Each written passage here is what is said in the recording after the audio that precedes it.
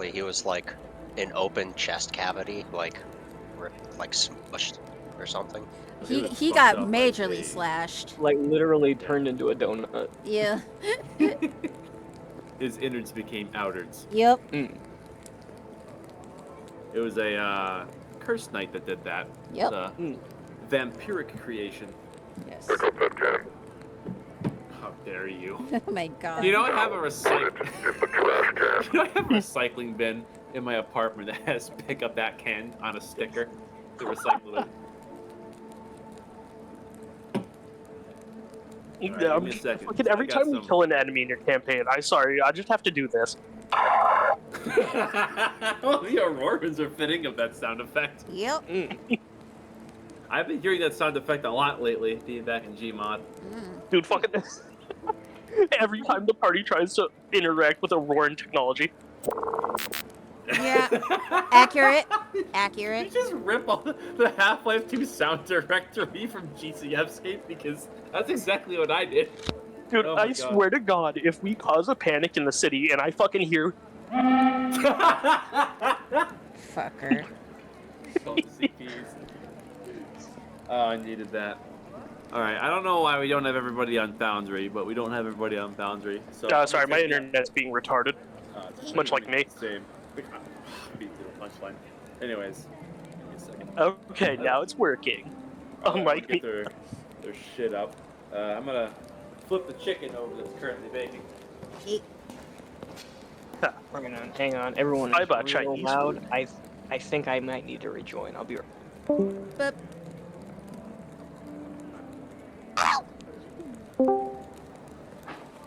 Hello? Hold on.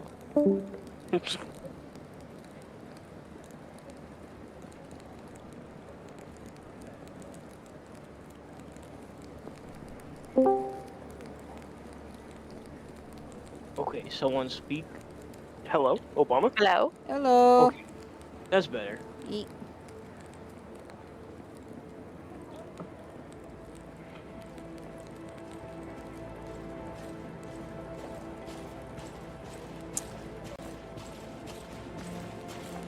So, like, do you think conservative nobles call liberal nobles libtards? I mean,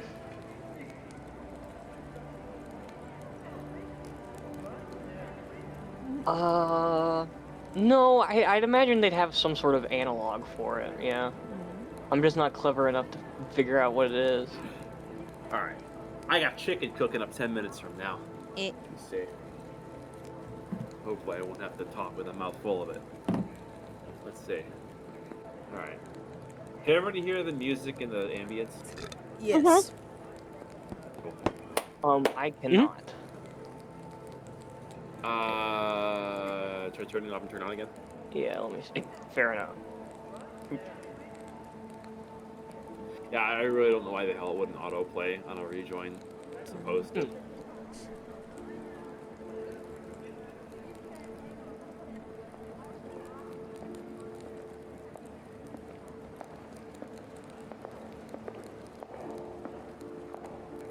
I'm loading back in. Alright.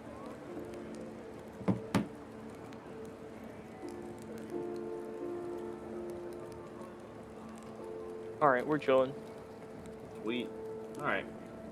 We're gonna start the thing. Okay. 1, 2, 3, 4, 5. Alright. Our sorry asses are back in session. I don't remember who recapped last time, so I'm gonna just roll a d6, and whoever it is gonna have to deal with it. Here we go. That's a 5. 1, 2, 3. That is... Yeah.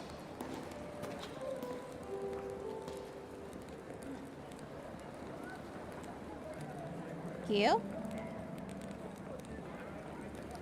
Anyways. That to be detailed. Oh, no, hello. Internet. Okay. Oh, it's stabilizing. Sorry about that. Yeah, you're good. Okay. So, is everyone ready then? Like, is the recording ready? Yes. Okay. last episode on fucking Desolate Creation X, the party thought we were all Bing Chilling, but we were not, in fact, Bing Chilling. The party agreed on essentially trying to help revive the dead king in an attempt to gain diplomatic immunity, aka diplomatic favor with the Aurorans, and with combined efforts made an attempt to create a link to his soul. And Cobweb went in, and Cobweb got closer to Atlas, I believe? Yes. Yeah. With a constant feeling of unease, I believe there was. Not long after, Cobweb, using his brute force and willpower, got close to the soul of the Second King, when things started to feel a little too off, and tried to use other objects to retrieve the soul of the king. Upon one of the objects breaking through the barrier of cosmic energy, a shit fuck ton load of angels were revealed, all staring at Cobweb. And Atlas tried to do what it did to the king to Cobweb. But Cobweb ain't no bitch like that and didn't die. But unfortunately, the cosmic energy went like, hey yo, I want a different body. So it took the constructed body for the Second King and immediately engaged in combat with the party, in which the individuals who were attempting to also resuscitate the king proceeded to back out of the fight, unsure of who to side with. The fight ended with the party victorious, and thus an argument between the party and those individuals broke out. Yes, the children of Leandros, as you came to know them. The children of Leandros. Yes. Thankfully, even after Arethal's little fucking outburst of calling them hypocrites, the party was able to come to a peaceful solution, as in, we got to leave and they didn't try to kill us. Yep. And I believe we left off on exiting the Children of Leandros' lair. Yeah. Yeah. Ooh, we also got the fundament. We did. Oh, yes, that too, sorry. Which Yeah, is Cobweb Kali modded out of the chest. Yeah, more or less. Alright. Wow. With tension still high in the air, everyone is making a fast exit out of the crystalline sanctum for which the children of Leandros are very narrowly allowing you to leave before they have any opportunity to second guess the words that allowed you to simply take the fundamentum after destroying the body they created and just walking away. The portal on the far end from the landing bay is still intact despite the cosmic energy ravaging the place and disrupting much of the careful work. When you leave, you can see that the lady which you had knocked out is being helped by another member of the group, and she's seemingly trying to recall how she got there, while the other members of the group are assessing the surroundings and eyeing you strangely, noticing that you are taking something extremely important with you. Before you have any opportunity to be questioned, you go out through the portal, and on the other side you find yourselves in the small stone compartment of the underside of the fountain. In the Fletching estate, no doubt. The portal, of course, is still open on the other side, and you can see as people are beginning to file in and ask questions amongst themselves, they're looking back over to you still. Before they have a chance, I would like to try and dispel magic on the portal. All right. Hell yeah. I'm going to cast it at 6th level. Wow. Never mind. All right. Shit. No check needed. As you well up a great deal of your arcane prowess in your hand and target the magic that is keeping the gate open. And before any further confrontation can be made from the children of Leandros, their portal is broken, leaving you within the safety in this small, tight stone compartment beneath the Fletchings area. I'm still holding Nadira's hand, and I'm pulling her onto the elevator and just motioning everyone to get on. I'm going. Yeah, okay, I understand the assignment. He steps on. Don't forget, we can still turn into those gaseous forms. Haha. One of us still needs to be physical to interact with it, though. The lever. Right. Go ahead and pull the lever to go up. You do so.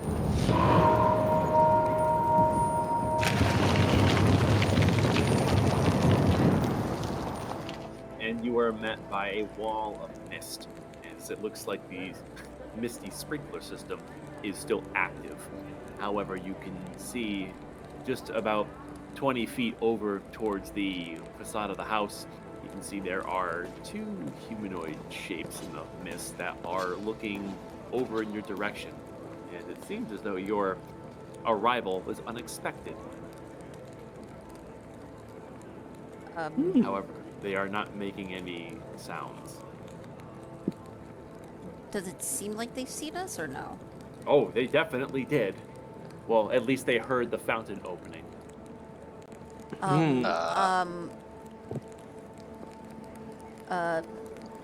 Think misty. How long does it? I whisper to everybody. Think misty thoughts. Think Misty Yeah, I was thoughts. gonna say, how long does it take to turn into a mist? I think, what, a minute? A minute. Yeah. It's a minute in, minute out. Okay, I guess yeah. How Yes, much it's distance would I have to cover in order to get within like 30 feet or like even 10 feet of the fence, like the outer perimeter? It's pretty close, so it's only about a 20-foot jaunt before you're within range. Oh yeah, they didn't figure out that I was there because of fucking silence the first time. Yeah. Yeah, Right so on. your cover is still up, technically, although you coming out of this exit, this secret exit, is a bit of a shock. Yeah. So. Yeah. If the fence is warded, though, maybe we circumvent it by just only going. Maybe you can't teleport through it, but we'll see. I'm going to burn my last sorcery point, regain a 2nd level spell, and I'm going to Misty Step out of this bit.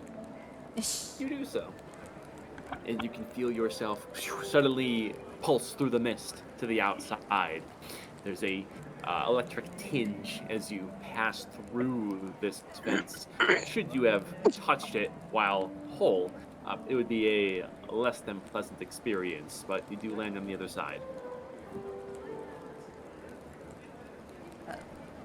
Yeah, trying to turn into windwalk mode.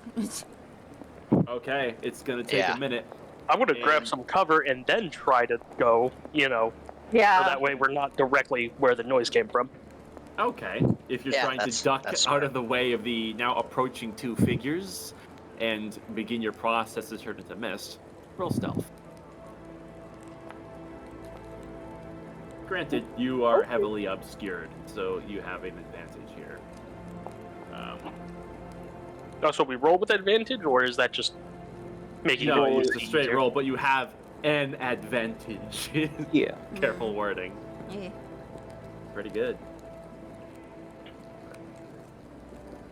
You can quickly duck into your bush of choice or hiding around something solid. There's plenty of cover around here, given that the mist is still thick.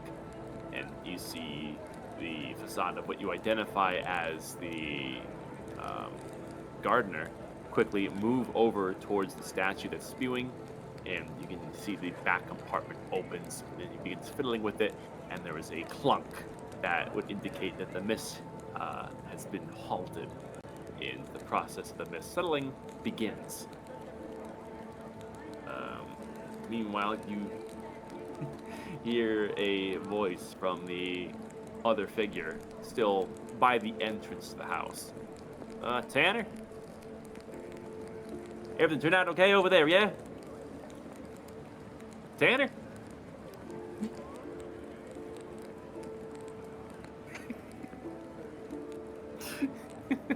And the party would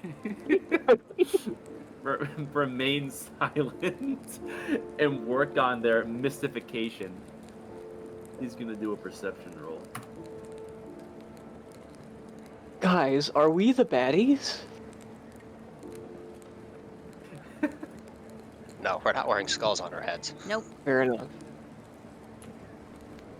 Not yet. Okay. You identify the voice of Jackie as he is moving throughout the slowly fading fog, trying to call out to his brother. However, there is no voice that comes from the other side. And you can see eventually Jackie inspects the secret entrance from which you had exited, and he looks around. And you can see he just kind of throws his hands up in frustration. And within a minute's time passing, all of you assume a misty form once again. And then, Goodbye. yeah, stick to the tree lines, and then you just right over the fence. Yep. Yeah. Over you go, and escaping what could be a very strange and uncomfortable confrontation trying to explain the events. You exit the Fletching estate and wisp off to a nearby corridor where prying eyes are nowhere to be found.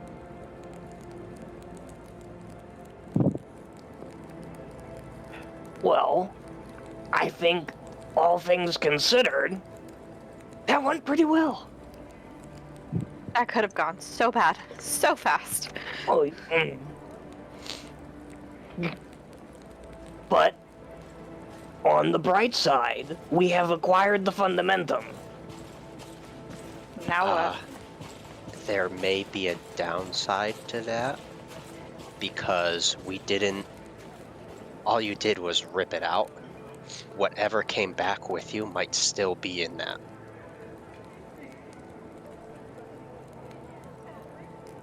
Can I use my sort of sixth sense to attempt to determine whether or not there is currently cosmic energy within the fundamentum? He's grabbing food real quick. Oh, I knew that. Be back in a second. Oh gosh. How's everyone feeling after that fight? I can't believe we survived. I got to punch a king, even though it was fake. I got to punch a king in the head. I'm bloodied, but bloodied for me is 84. I'm not hurt. I'm bloodied, but for me, that's 116. I managed to be unscathed, so Nice. I'm physically unscared. I have like 170 if you count all my temporary HP that I can add. Jesus. Okay. I did hear your question to inspect the auric fundamentum. Go ahead and roll Arcana. Oh shit. I guess, could I help him with that, since I'm kind of... I know Familiar? exactly how this all You're functions. very familiar, so you roll Yeah. advantage. Gotcha. What's Minus good? one in a dream! Fuck. Oh, fuck. Well, your dreams are dead. Damn. This object is wondrous. It's very evident this was made by a startographer. Everything about it is enigmatic. But there's one thing that's clear, despite the pristine condition of this thing, the circumstances which it came from. There is a white glow that is flowing along the outer edge. This thing is absolutely channeling cosmic energy, and a fair amount of it at that. We need to get to Fulcrum now. Can't waste time. Yeah, we kind of had to figure out how to disperse this shit too. Well, I think we needed it to have cosmic energy, did we not? It seems the only way to even get to Atlas, any hope of even saving the soul of the Second King, is cosmic energy.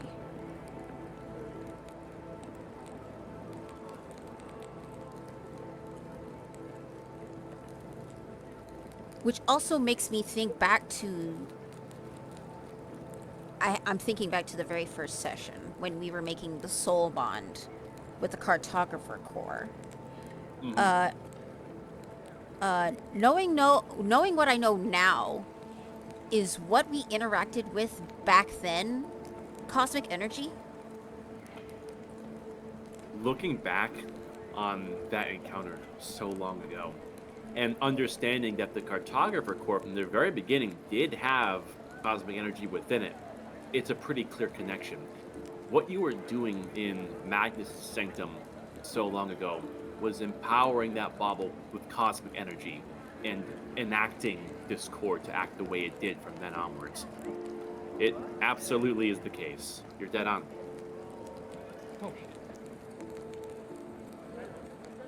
That's the energy source. I remember now. Knowing what I know now, the cartographer core works with cosmic energy.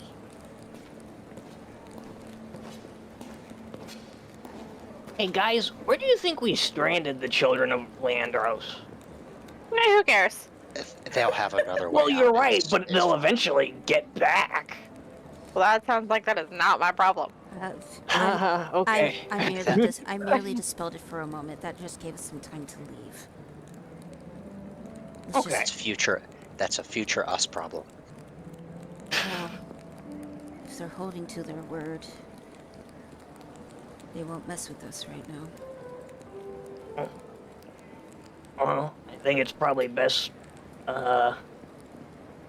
he sort of puts the fundamentum into his little backpack. I think we should probably get this to a safe spot. I feel exposed having it on me. Yes, let's go.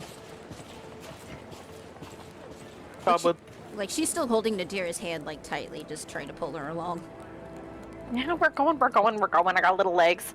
you know what, Cobweb, in case you need to punch a motherfucker. Oh, Hell yeah. There you go. thanks.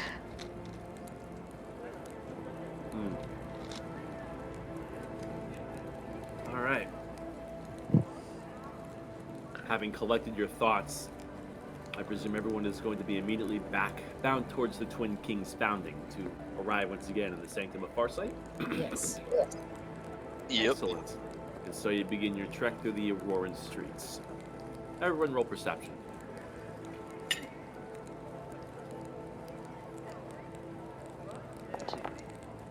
Oh, Could be worse. Imagine And that failing, one but is still getting a 15 Yes. for me. Fucking Jesus disgusting. Christ!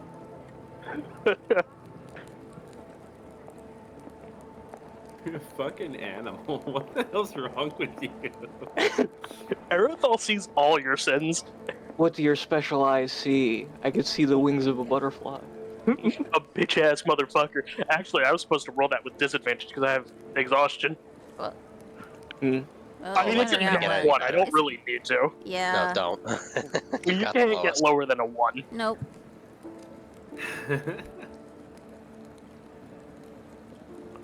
All right. You're not sure if this is the route that you had taken to get originally, but you managed to get your general bearings. Even from here, you can see the towering twin statues that acts as a guide through these well-made streets, going by a series of noblemen houses and, well, more like estates and mansions. You can see that there is a lot of magical integration to their ways of life. You can follow along a sidewalk that is directly adjacent to a very prominent fence.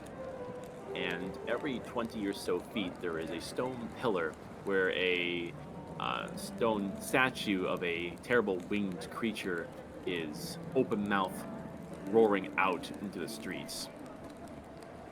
As for Nadira and Dagny, who are keeping your senses alert, given you don't fully understand the ramifications of your recent actions, you look over and you notice that there are subtle movements with these stone statues as they are glancing periodically down at you and other passerby. You can look over through the wrought iron fence, and there is a long wraparound porch to an estate.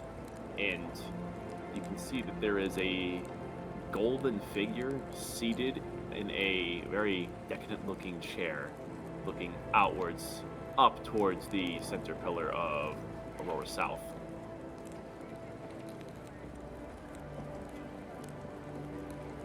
Someone of Look at Mr. importance. Fancy Pants. Yeah. So it appears. Go.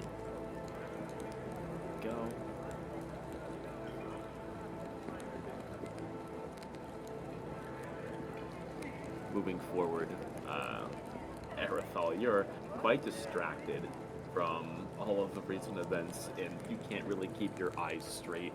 You're so used to being the one to keep a lookout that it's finally wearing down on you a bit. There are words that are echoing through your head even now.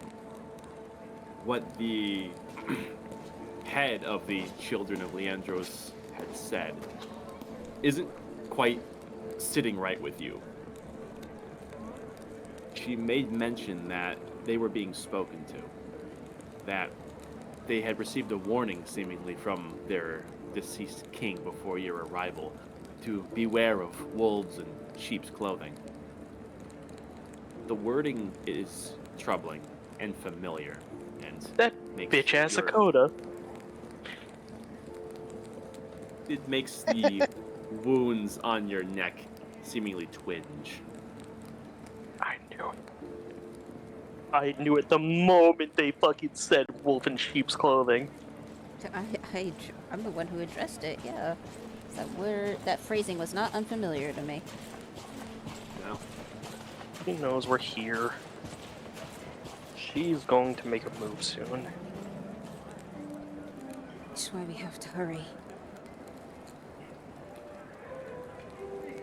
We need to gain an advantage before she does.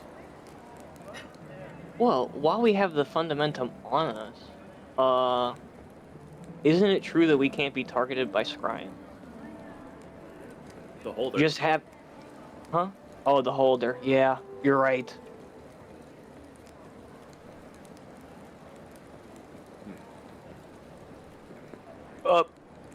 B-Man, Yeah. does activating Soul Shroud cause me to glow? Given the nature of the ability, it actually does not. It is the only one of its kind to be absent of this side effect. I wish to shroud myself then. DC 14 stealth, right? Yes.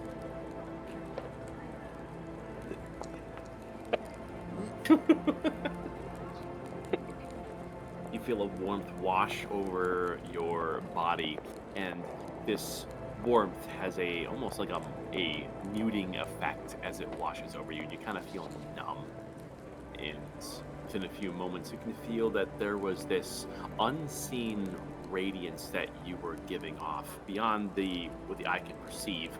It suddenly retracts back to form and does not expand past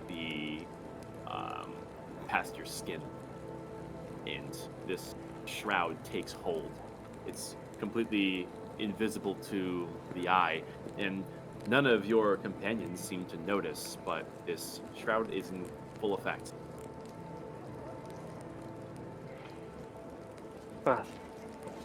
Fucking numb from Linkin Park starts playing. God damn it. It might be a good idea to start using that that ability that I Oh, that's right. tested. Everyone has... Okay. Yes, everyone Let me does see have that. here. Right on. I'll attempt it as well with my Alright. +1 stealth. Rah! And a dream. Oh no. Oh. No. I'm gonna attempt it, why not? Okay. Nope. You rolled the best number. So, 4. so Kraken Whee! does have that ability. Even We better. simply Before he only shine too had bright. the first Yeah, thing. I think Kraken has that, right? Bracken, That- you are newer to the crowd than Yeah, the rest. that's why I would However, make sure. I will digress that from being in proximity from all of your more recently found friends here, when Erithal had explained the basics of it, you were able to pick up on the gist of it. So, although it's untested, you can still try this as well and roll stealth. Yeah, sure, why not? Really? That's crazy. It seems to come more naturally to Bracken than it does everyone else. A bit of an oddity considering the circumstances. As for Cobweb, Dagny, and Adira, you do what you can, and you do feel your radiant presence is muted. You're not sure to what effect, if it's your first time trying it and you don't have as much practice as Erithal, but you feel like it did help. You're just not sure to what end. Right. You guys just pulled a hood on and called it a day.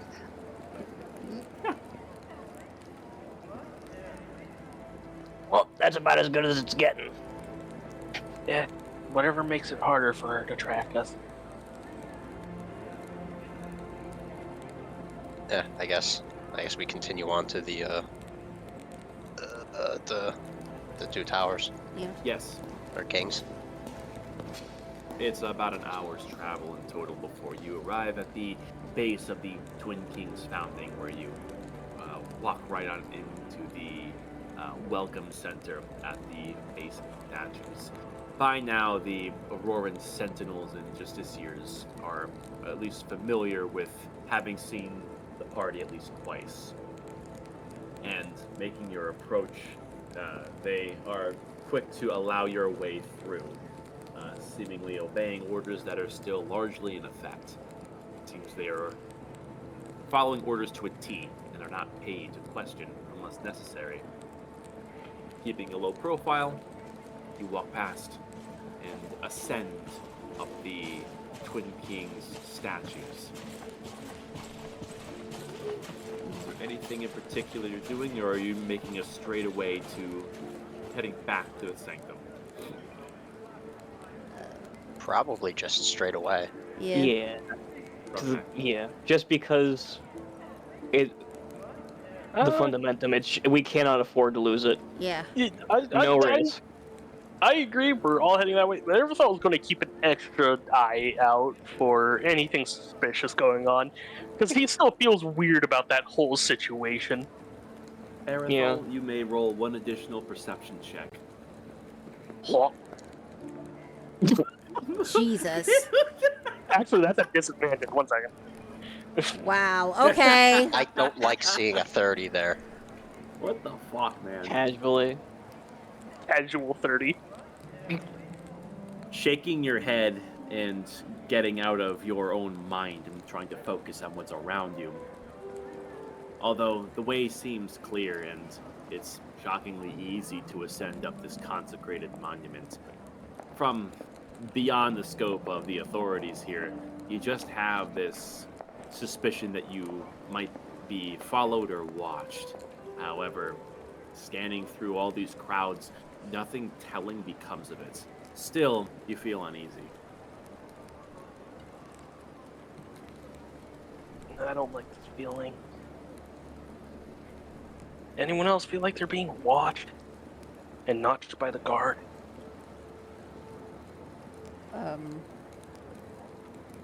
Cobweb just sort of shrugs. He sort of felt watched ever since he came back from Atlas. Oh. Oh, I should probably end Beacon of Hope, seeing as that ended a while ago. Yeah. Might be a good idea. Anyway, I wouldn't mind just fucking falling asleep once we get there.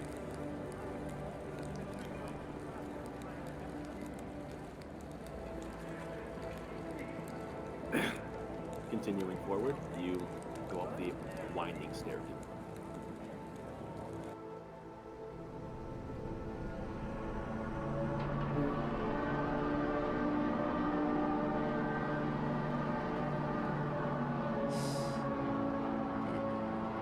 Oh. Yeah. Yep, maybe move. Yep, you're free to move. I'm gonna channel my divinity to do this. Okay. No, I'm flashbanging the party. Oh. Which no longer than half your proficiency bonus rounded up. Oh, so it could be up to level 3. Okay. Okay, we're going with another 3rd level spell slot. You can see that as you reach the top of this place, the door is already open, and looking inside, you can feel a great power beneath your feet respond almost immediately as you enter. It seems as though your approach was anticipated. Let me in. Left. Oh, fuck. And the second Erethal has his other foot inside, the door shuts on its own, and there is a powerful seal that would flash, locking you all in. And it seems like there's no time spared, sending you to where you are intended to go. Hey, you guys know what would be really bad for us if the farce here was in control.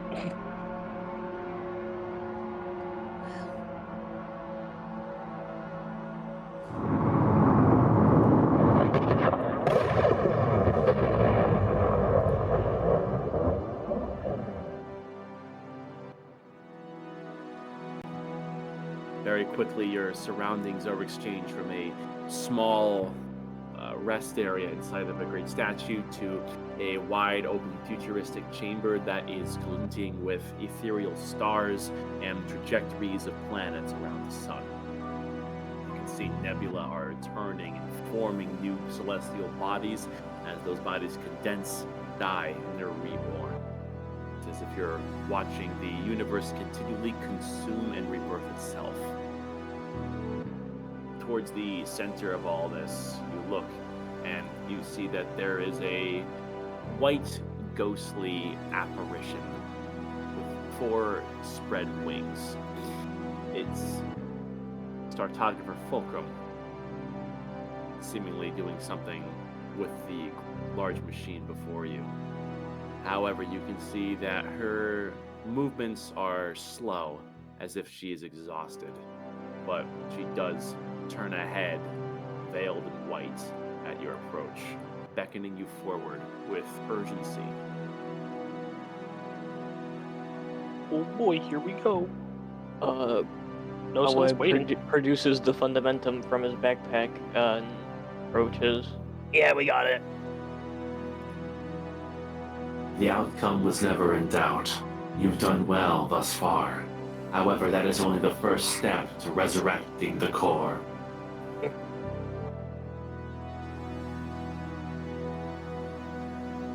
Yeah, we figured we'd keep this here with you, just so we don't blow it up. Don't be fooled by its condition. It is shockingly fragile, at least until it is integrated in the new core. You have done well to keep it safe.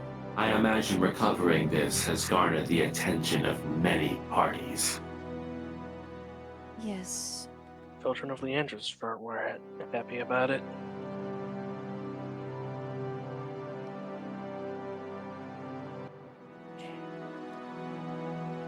You take a look over at Fulcrum as she extends a hand and receives the fundamentum and gently pushes it into the air as it begins to float on its own and becomes the new center of the sanctum. And the room reacts, and you can see there are these sudden ribbons of cosmic energy that come shooting around it and form into these ellipses and circle and encompass this room. And you can feel this electric tinge on your skin as this energy floats around the room.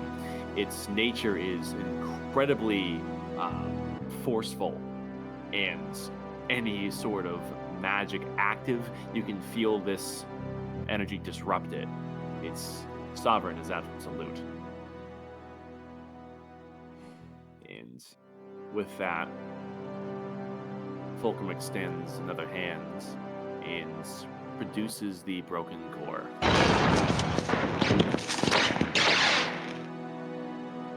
She studies it for a moment and then slowly looks over to everyone else. If we are to proceed, you must act quickly. Fulcrum, Yes. I think the Angel of Death is within this city and is plotting to make a move. Based off our interaction with the Children of Leandros, they said something about their King Leandros talking to them, which sounded a lot like how Akoda, or the Angel of Death, talked to the Chosen of Highshire. I think we might be a bit compromised here. This complicates our mission and corroborates with the sentiment of you being watched. Her eyes are many.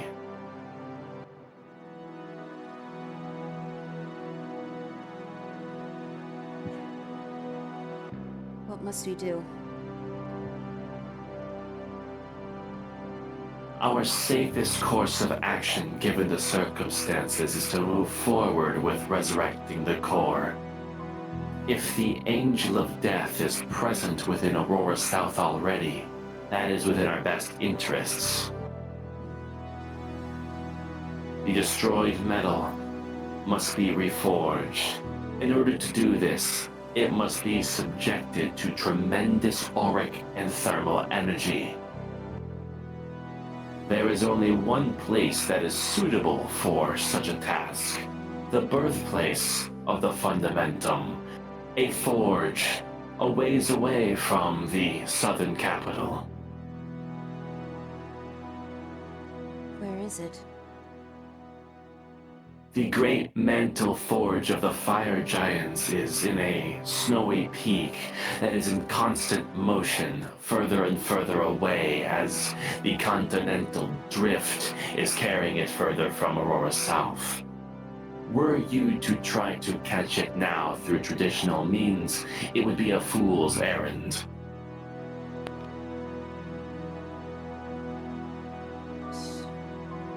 So, how do you suggest we capture this forge? The circumstances are allowing us for a unique option. All that is needed is your presence and the core inside of this forge. Granted, there is great strife in this forge's history. You are likely to be met with opposition. But we can take you to this place very quickly with an opportunity to give the core the energy it needs and the means for you to protect it. Okay. You must rest yourselves and alleviate your exhaustion. Once prepared, speak with Ragni. He will prepare to project you. How does this goody. fit? How does this fit in the time frame to talk to the king? Given the passage of time, there is roughly 2 days remaining for his arrival. If you rest yourselves and approach this forge and move quickly, you can have this goal accomplished in a matter of hours. There is one other matter, Fulcrum. Speak. The Children of Leandros, they were trying to return Leandros' soul into a warforged body, but it seems, and she looks over at Cobweb before she says, it seems that Atlas has imprisoned Leandros' soul. Using it as a What did you say? Lure. Bait, lure, yeah.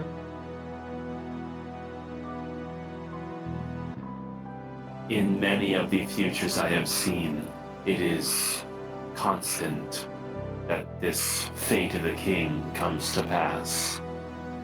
It is not entirely understood what Atlas intends to do with the souls of mortals. But for them to attempt to take it from Atlas, they were doomed from the start. How do you pry a soul from the hand of a god? The answer escapes me.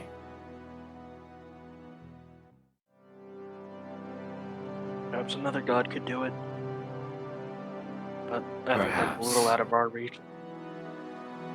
For the time being, there are ways to control the great machine. Should you be successful in your next coming steps, this power just may be a possibility for you. You're saying we'd be able to save Leandros? While not impossible, it is more prudent that you focus on saving humanity. Yeah, saving him, trying to save Leandros nearly killed Cobweb. And I mean, I'm gonna be coughing up a few rib pieces, but I mean, what the fuck else is new? Yeah, but I don't want to imagine what happens when Atlas gets a hold of more of this ascendant soul energy we have. That also remains unclear. Your interaction with the children of Leandros is an example of the unrest that has been fracturing the kingdom as time progresses. The cult that attempted to resurrect Leandros, as you have seen, is one of several. Many of them are born of political ideologies on how to approach worldly conflicts. If they are to unite once again and be truly unified as two sovereign kingdoms, some diplomacy will need to be achieved. It's gonna be a little hard with diplomacy with the Angel of Death constantly talking behind our back to people. This is truth.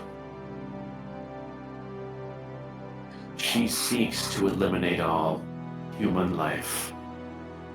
If human life is unified in purpose, it makes them that much more resilient.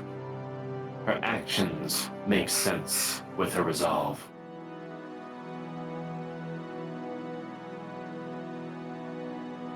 Like we could incapacitate her without giant risk to ourselves. Even just temporarily be able to give us a great boon.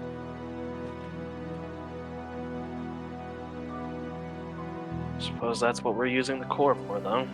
Find a way to do that. And save humanity. Right you are. In any case, you should seek some sleep. The chambers within the Sanctum of Arcana will provide once again. And in that same chamber, we will make preparations to project you into avatars to approach the Forge. Oh shit. Oh, okay. Well, that's definitely going to be an interesting experience. Ordinarily, piloting an avatar takes a long legion of trainings. This process will need to be skipped. However, given your ascendant souls, they may prove useful yet. It has been proven by myself, the Farseer rather, that the Cartographer Core can be conjured by these avatars you control. That is the key to our success. Avatar get- Zero was able to do this. Why so? Avatar Zero is an extension of the Farseer, an extension of myself. Avatar Zero was the first avatar created. Startographer technology. The nature of its projection is based on the heliosic praetors. So, what does that mean for us, then? What avatars would we be piloting? You will be given Auroran Standard issue templates. In order to acquire more potent forms, arrangements would need to be made with the Auroran government. Given my current condition, should they observe me as a startographer rather than their esteemed Farseer, our efforts here may come to a permanent halt.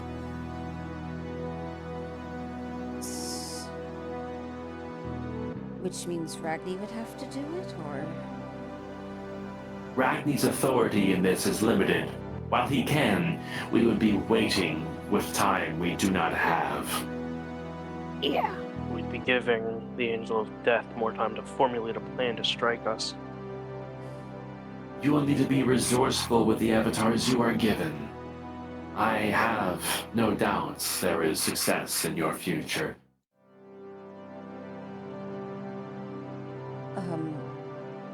These avatars. I remember encountering those that are able to cast spells.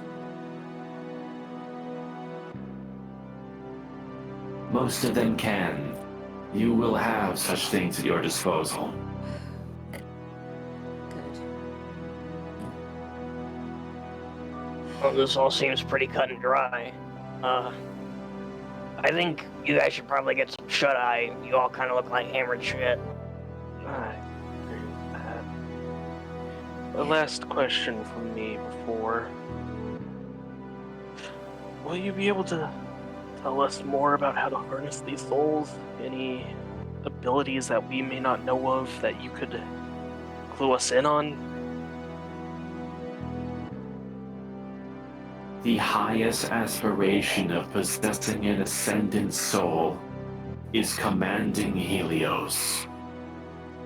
Should you repair the core and master yourselves, you will have limited control of the great machine itself.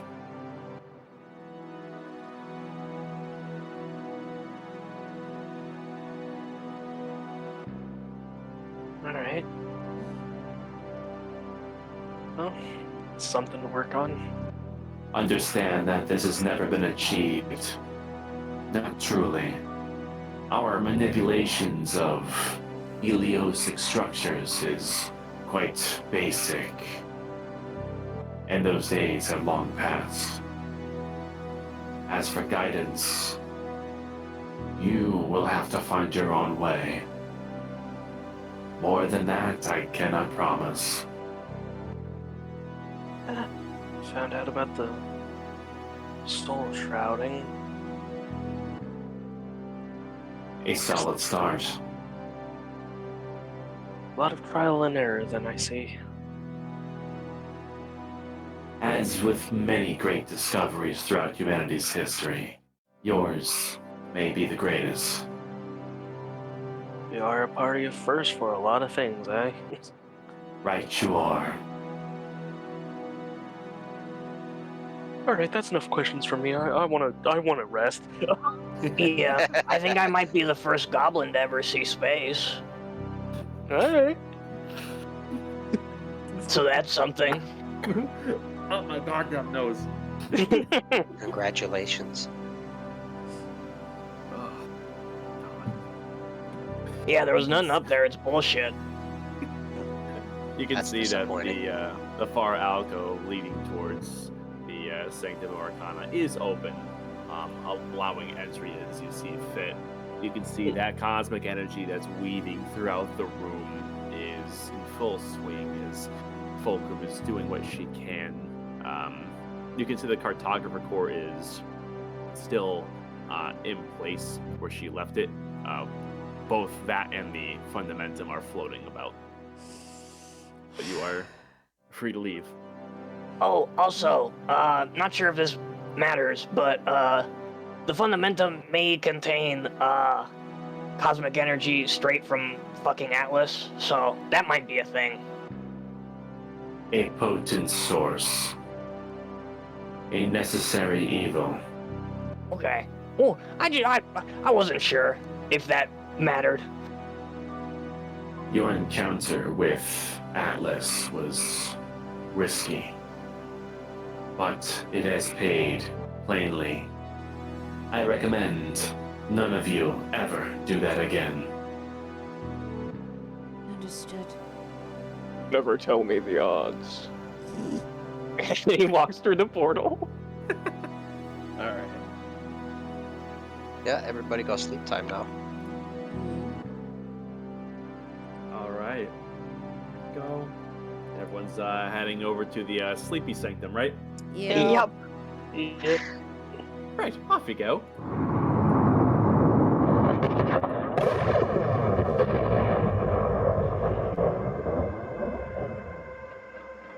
Sweet.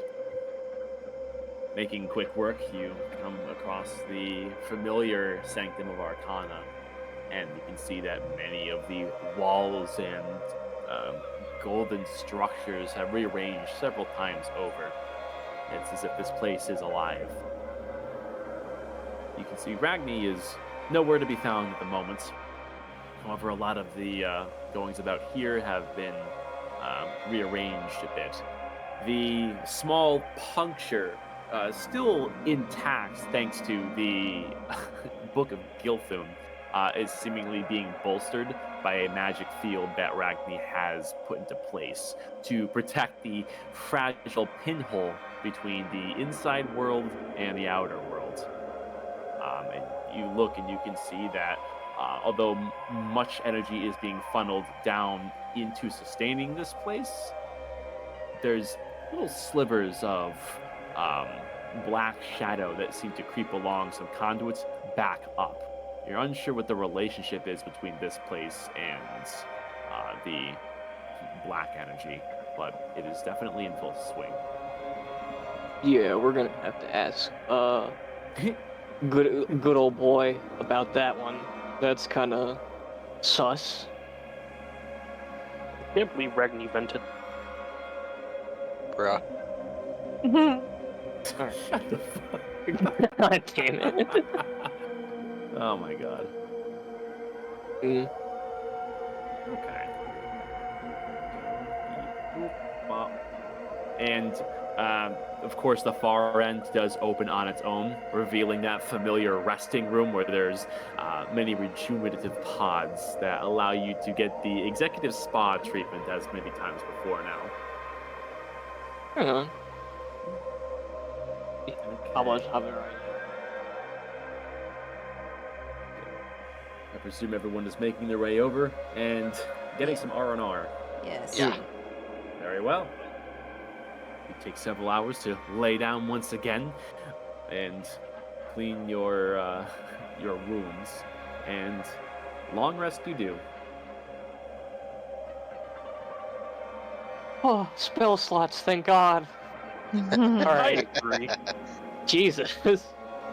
Alright. Adira, what's your passive perception? Oh, Wait, who? 19. ooh. Let's go. Through your long rest, you take some well-needed time to rest and relax your nerves and body alike. However, the longer that you rest, the more there's this sensation in the back of your neck that just seems to creep along your spine. It doesn't sit right with you. Your eyes occasionally dart back out into the main sanctum and focus on that hole in the center that was created by you all not that long ago, and how this is being interacted with the greater machine. You freed yourself, but is killing a god really that simple, you wonder?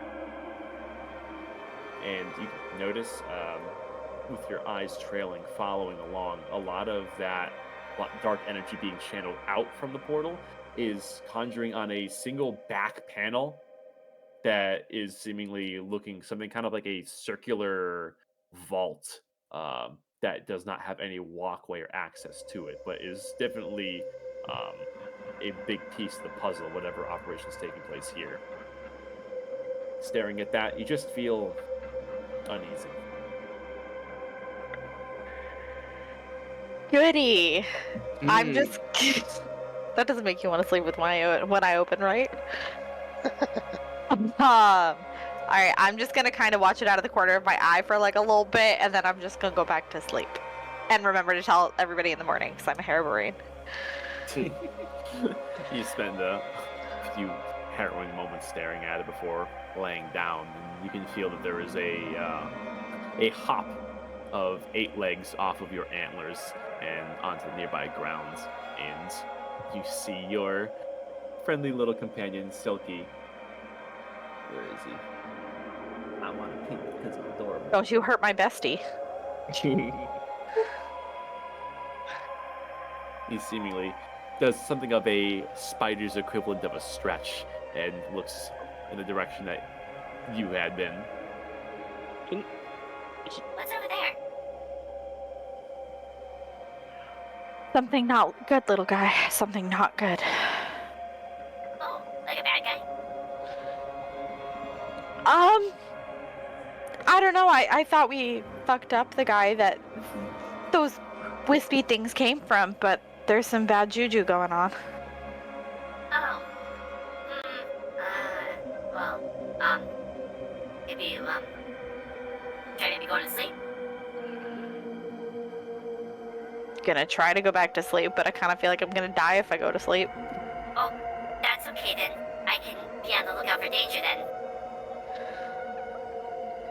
That would be very helpful. Do you think you're rested enough yourself? Yeah, I don't need much. I'll keep a lookout. If there's any bad stuff, I'll sniff it out. If there's bad stuff, you wake us up. Do not split the party. Rule number 1. Huh. Okay. Sniffing for danger on your own is how you get killed. You hear from across the room, rule number 2 is bring rope.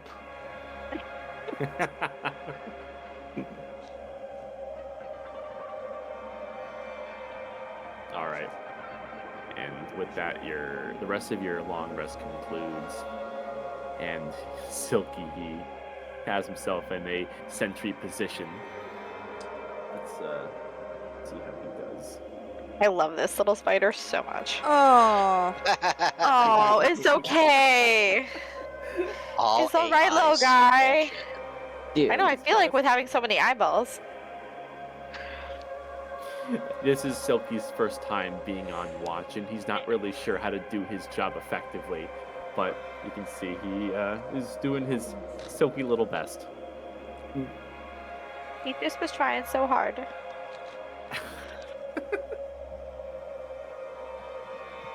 we go.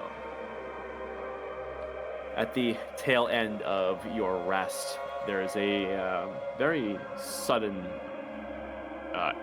very loud actuation of metal arcana rearranging itself as suddenly and loudly this room begins to actuate and large metal pieces intertwine with one another as the central plaza here is moved off to the side and a cacophony of plates seemingly create and move the room in a whole lot of sudden nauseating ways. Things move up and down. This is the most you've ever seen the room move before and are surprised it can move like this. Throughout all this madness, there is a tealish color, a flash in the air that seems to be directing you, instructing the room to rearrange. And you look to see that floating about is Ragni, once again at his post. And before long, you see off the far wall completely parts, a new catwalk forms, and there's a huge segment of wall that begins to be lifted from the lower abyss and locks into place. and you see that there is something harnessed inside of this new piece of the room. Oh shit. Whoa. Damn. Man, that looks familiar. Mm. Yeah, it's the launch points. Saw them around.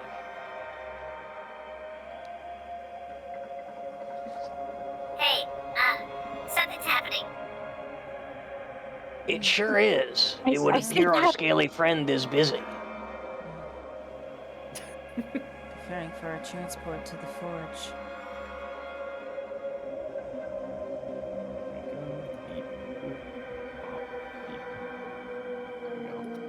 This large, deafening rearrangement of the room has fully woken up everyone, and your ears are still partially ringing.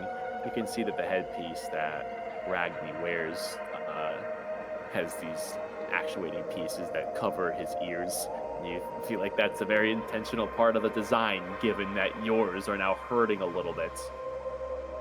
But before long, the rearrangement seemingly completes itself, and a pylon of auroran projection is now integrated into the room.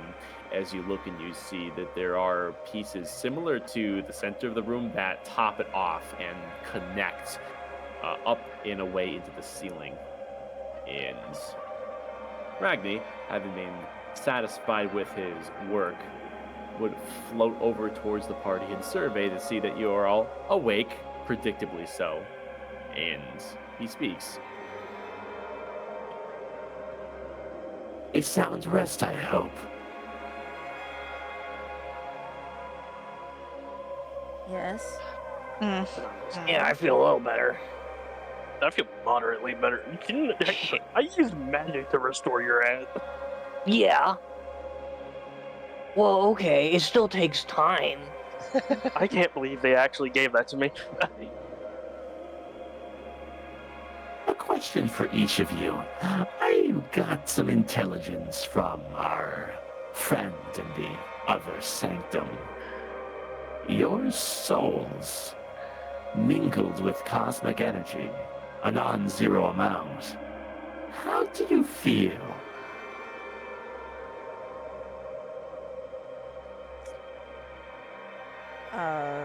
That's a good question. How do we feel? You kind of survey yourselves, and as disruptive as the cosmic energy was to all of your magical items, all of the spells that you slung that were ripped apart by the cosmic energy, the one saving grace that seems to be steady against it all is your ascendant souls. Your head gets light, your skin gets tingly and numb, but your souls remain steadfast. If the flesh is weak, the soul is strong. Yeah, I don't know. I feel pretty good, actually. I feel like I'm back in the ring. I did need to make some adjustments to my mechanisms here. I do apologize ahead of time. I don't exactly know the rate of success on this proposition from our Farseer. Well, nothing ventured, nothing gained. Yeah, never tell me the odds. It was rather frustrating everything being given to me secondhand. We couldn't have just a face-to-face conversation, but I guess it's the way of a far-seeing individual to be cryptic at times. How annoying.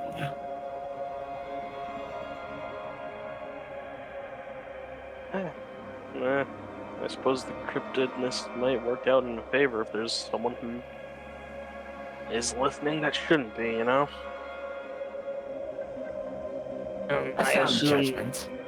Oh, I assume that the Avatar launch isn't gonna set off any red flags for, like, you know, everyone else. Now, I have experimented with avatar frames before, so this won't be anything out of the ordinary. That is, unless if your ascendant souls cause any side effects. For example, my projection pylon exploding would set off many alarms. So, pray you're able to constrain the power within yourselves. These devices were made for normal people, understand?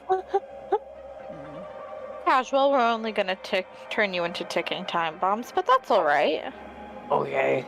I mean, yeah, I'm totally confident. I'm always confident.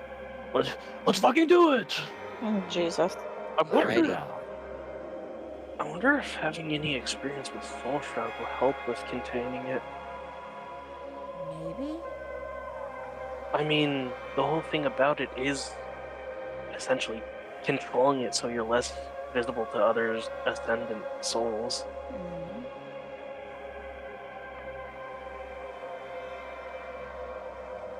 So Hypotheticals. you're going to put our minds into these avatars, but our bodies are going to stay, right?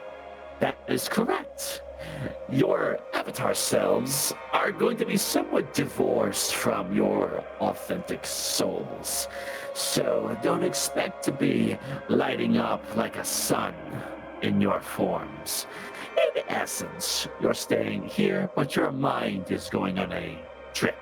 So, that being said, anything that is abrasive to the mind out there is going to hurt you for real. So do try to avoid that. Heard. So attempt to Alrighty. not have a fucking seizure. Yep.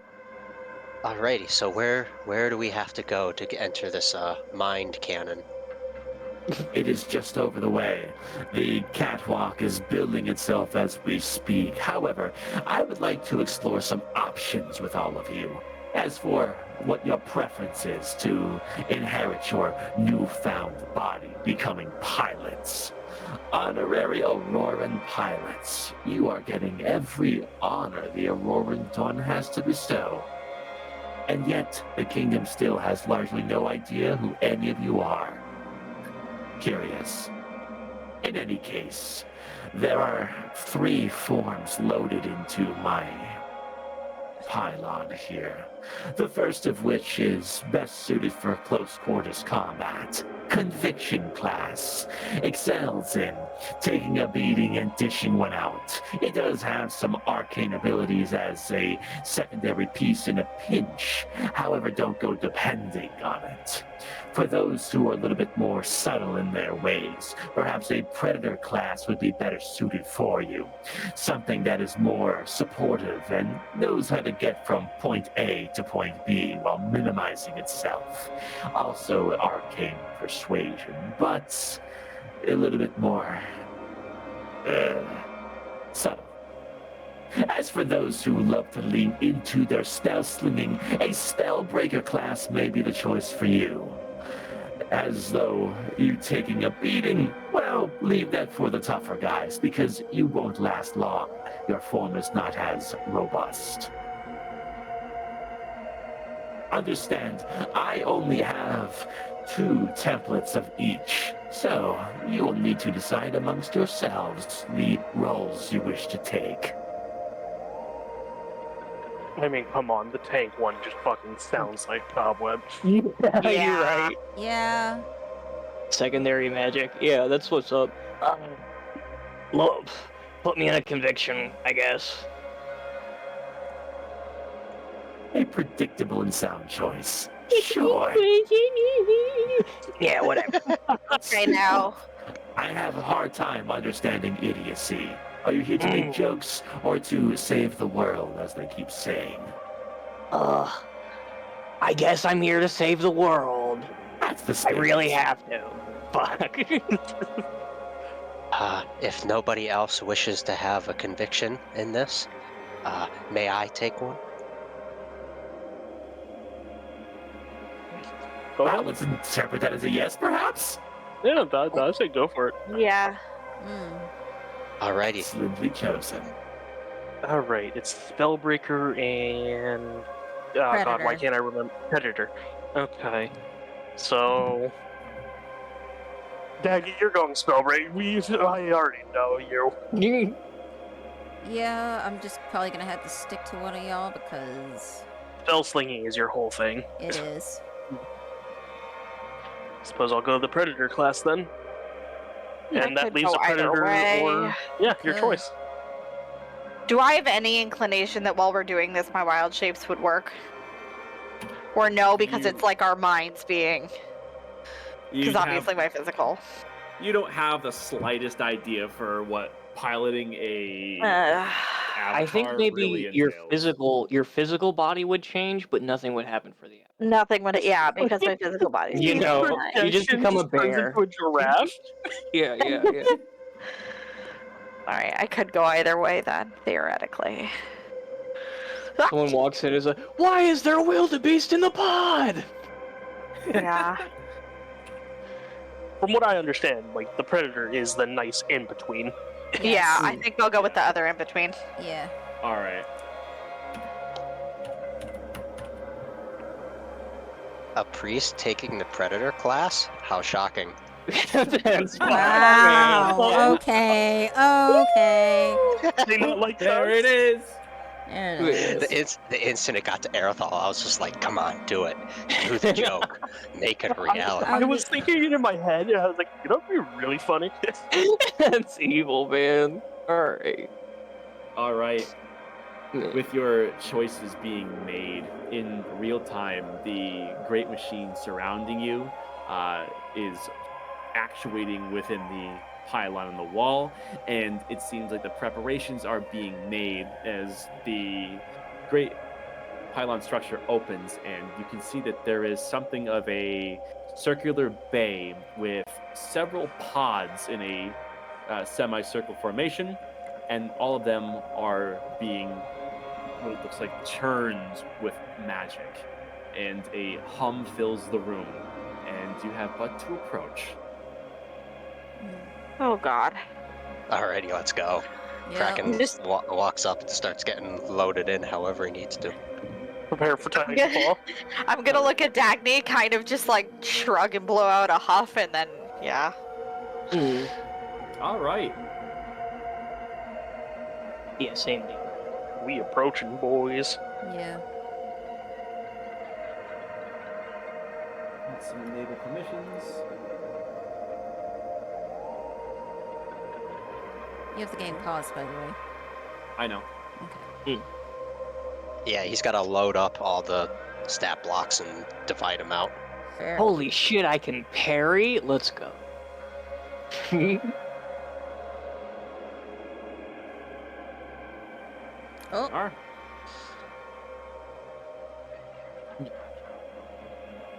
Oh.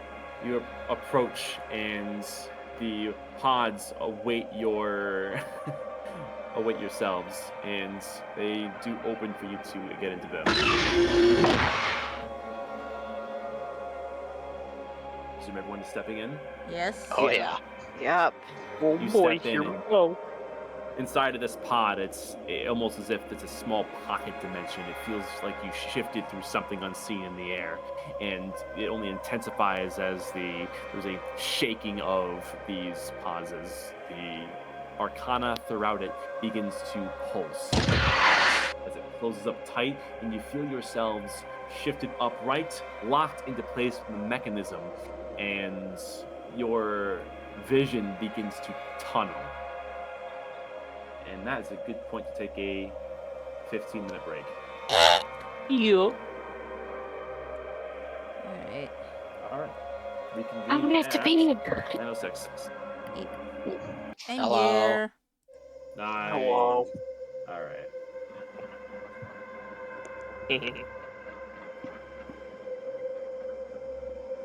Okay.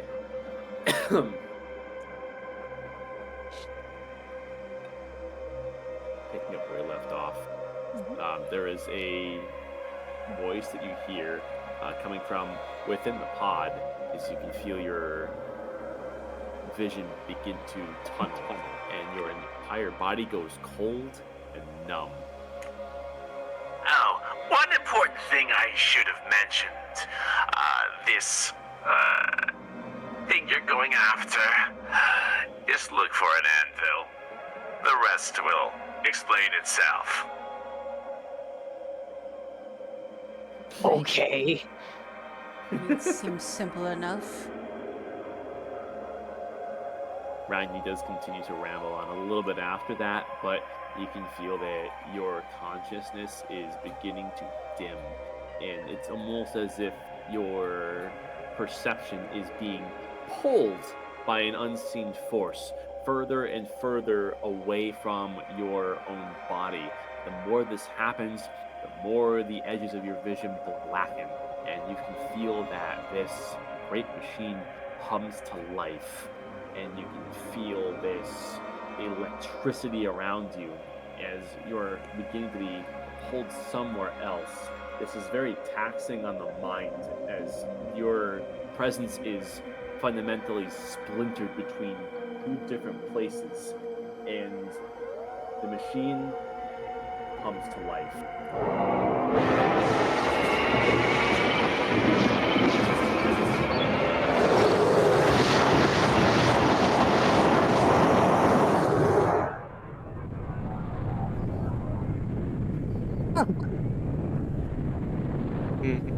And within a second's time, you are rocketed upwards. You can see the world around you in this bluish white haze, as you are what appears a comet among the internal Helios sky.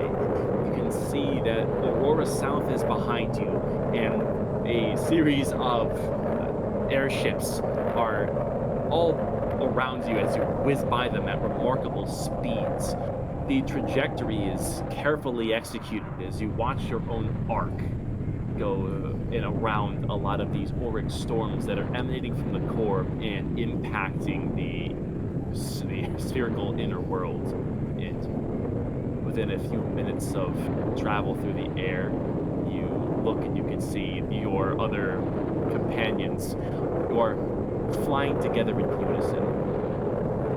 And looking ahead, there's this continent that is floating among the tectonic sea, one that is very crag-like, mountainous. It has these snowy tops, and to a far reach of it, there is a faint, hellish glow.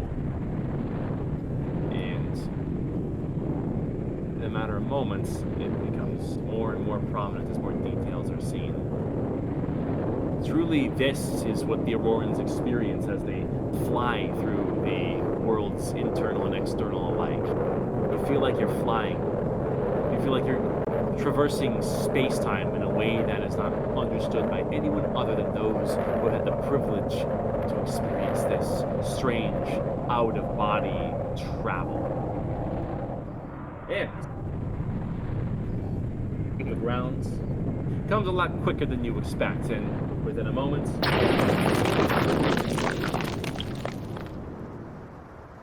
Whoa. Nice. 5 impacts in the earth as this snowy crag is hit with these arcing white meteors that are now you. They impact the ground, and you can feel your consciousness be thrust into this inanimate matter as you look around you and see that whatever hit this rock is creating these sigils and animating it within a matter of less than a second. Is all this organic material from the point of impact coalesces and is molded into a body, and you all rise out of the ground. Avatars of your respective choices.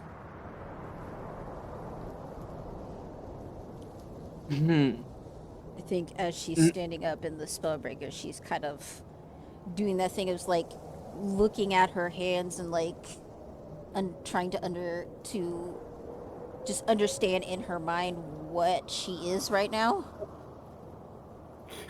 Make an intelligence roll. Is I this am using rock. me or? This is using the avatar. Okay.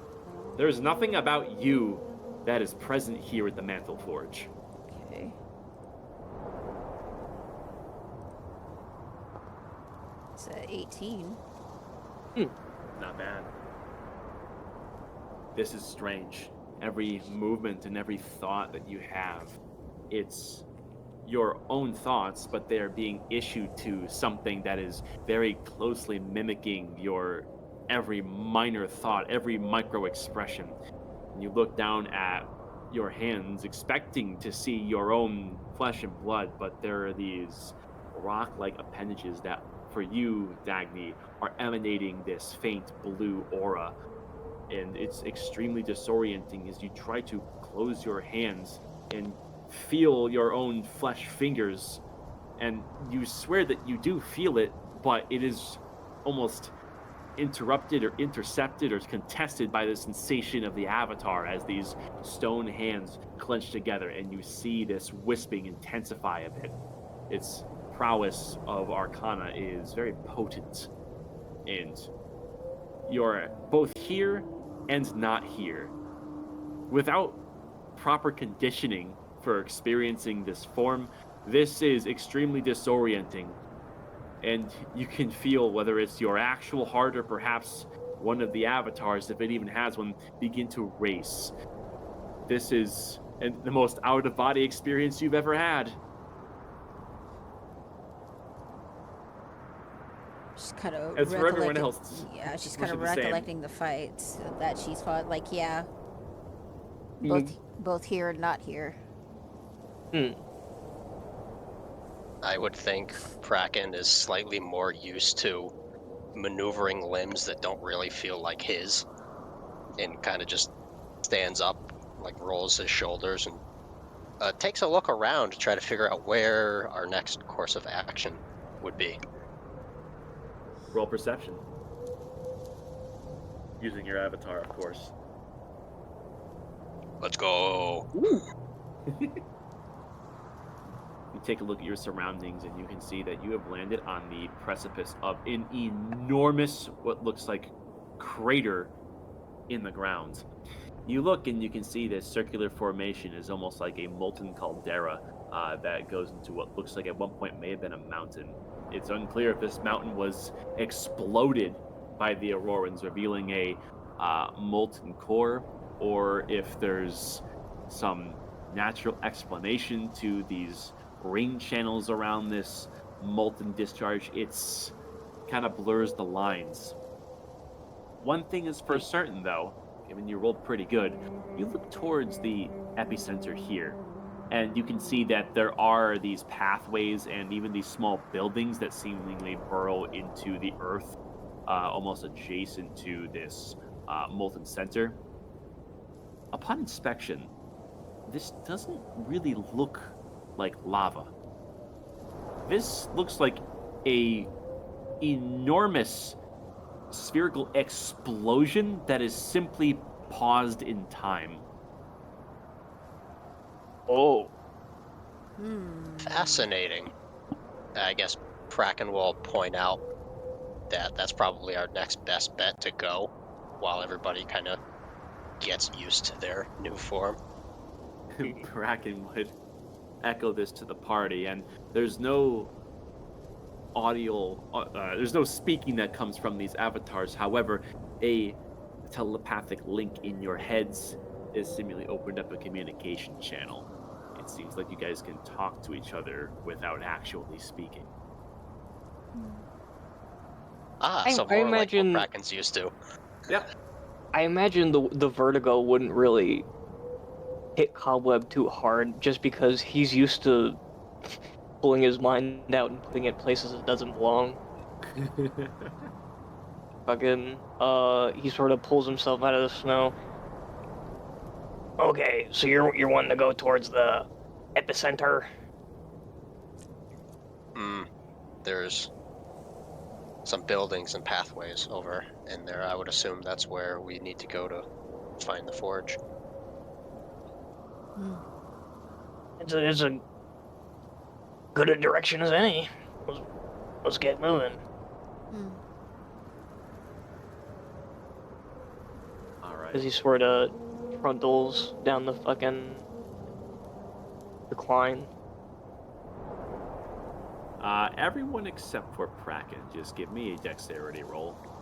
Oh shit. Yeah. Oh my gosh.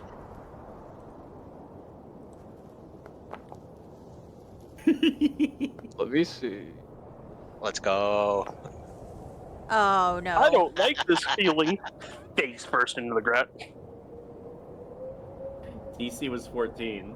For those who attempt to stand and move, this is a bit of an adjustment, as the limitations of your natural body felt instantaneously do not necessarily apply here. What you have here is a arcane construction of a human-shaped golem, if anything, that is doing its best to imitate your intent of will, a more precise remote control. And getting used to that and being divorced from your natural feedback is a bit harder to come by for some than others. For those that failed, even standing up is considerably challenging. And for those that do, your first few steps are a bit sluggish, wobbly, and overstepped. It takes the better part of several minutes of getting up, falling, and repeating before you actually get your sea legs, so to speak, as if 5 giant stone toddlers learning to walk again. Mm.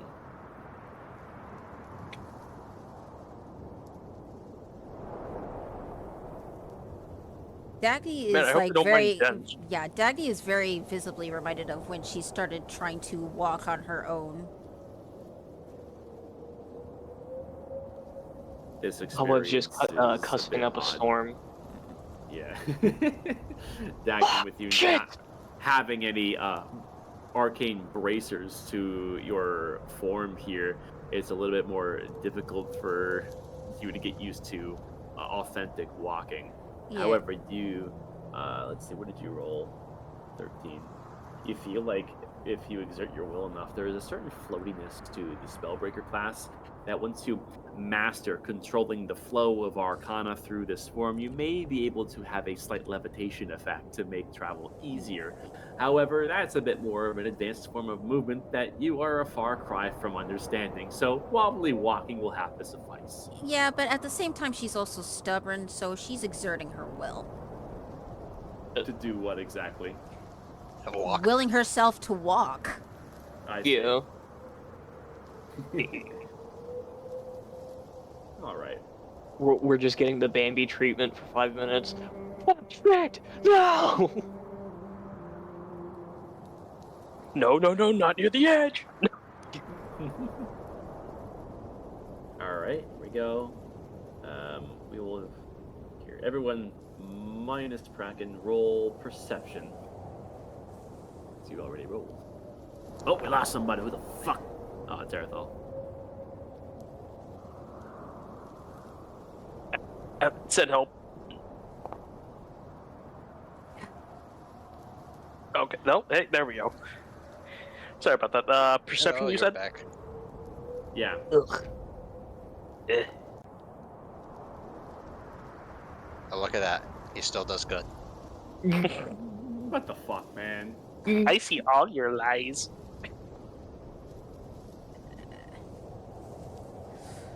Moving forward, you can see that there are many ruins along this circular indentation into the earth. Ones that indicate that there once was a series of buildings here, and just by the absolutely slagged rubble that's around here, you get the idea that these buildings that once stood here, they were not simply abandoned and left to fall to time. They look like they were utterly annihilated by an intense wave of heat. You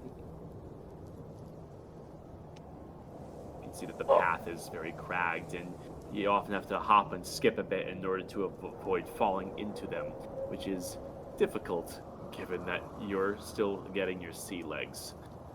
With the party's relatively good roll, there's something that you don't really notice until you're about 50 feet away. Skipping over a few crags, it would be Nadira who looks up first, and you notice that there are, with its back to the glow of the earth, a very large humanoid shape is seemingly looking in your direction. Oh no. Guys, Holy guys, shit. down, get down. Yeah, okay. Probably stealth. It might be a little too late for that. Yeah, Yeah. probably. There is a lot of You, crag here, and it's easy to slip into these crevices you were hopping over to get some cover. No hesitation. Done. All right. Yeah, like right behind, going right behind Nadira, like fucking Aragorn, and then we're hiding from the Riders of Rohan. Dagny is my spider monkey. Taking quick action, you all dive into the crevice and wait. A minute would pass, and seemingly nothing has happened.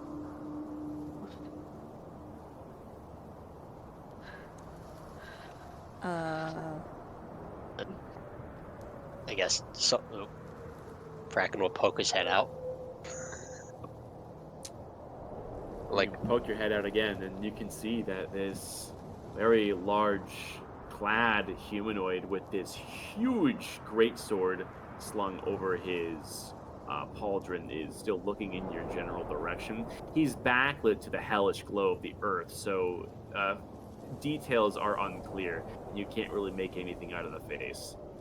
You don't have dark vision in these forms, so your perception is a little more limited than what you're used to. Spellbreaker has dark vision. That's true now. That changes the game a little bit. I'm gonna push past everyone and peek out. Okay. Did you roll in perception? Let's find out. Like dog shit. Yeah. Based on the circumstances, you can quickly surmise that this looks like some form of giant. A species that is not believed to have survived on the outside, but as you've come to understand, has some presence here. He remains completely motionless. There's no movement coming from him whatsoever.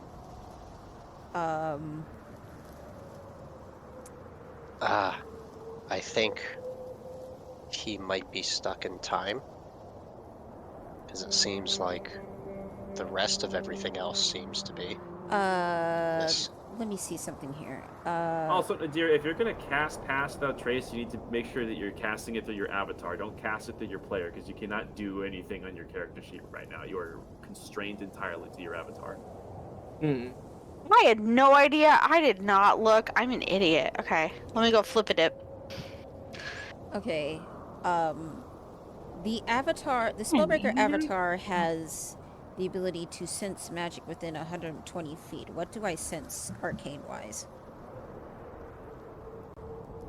There we go.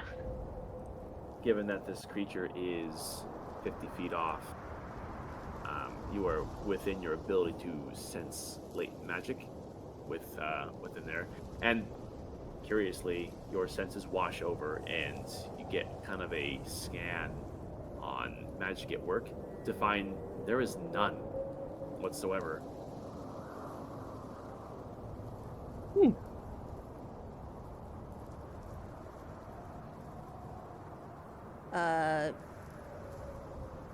The Spellbreaker will step out of the crevice and will walk forward until it's 30 feet in front of it. Closing the distance, you can get a better perception of it now.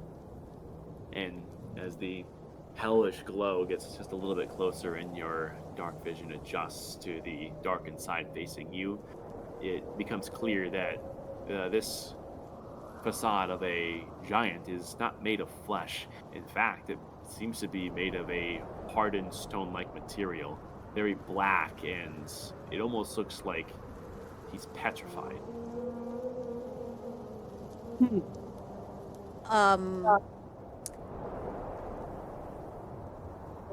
Fulcrum said there would be obstacles ahead, didn't she? She did make mention, yes. Do I have any knowledge of creatures that have the ability to petrify?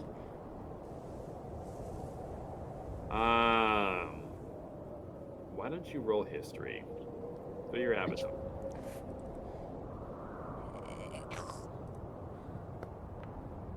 That's a 17. Now, if there is a creature that can petrify, you're not entirely certain if they would live in a place like this in internal Helios. Your knowledge of such creatures is, well, basic. They are out there. There's spells that can do this as well. But given the posture of this individual, not exactly in the middle of combat, it almost looks like this happened instantaneously. I mean, the expression on his face, is there any indication that he saw something before he was petrified? Nothing major. It's stoic. So he had no idea. I will turn towards the group and I will say through the psychic link, he won't be moving for quite a while. He's petrified.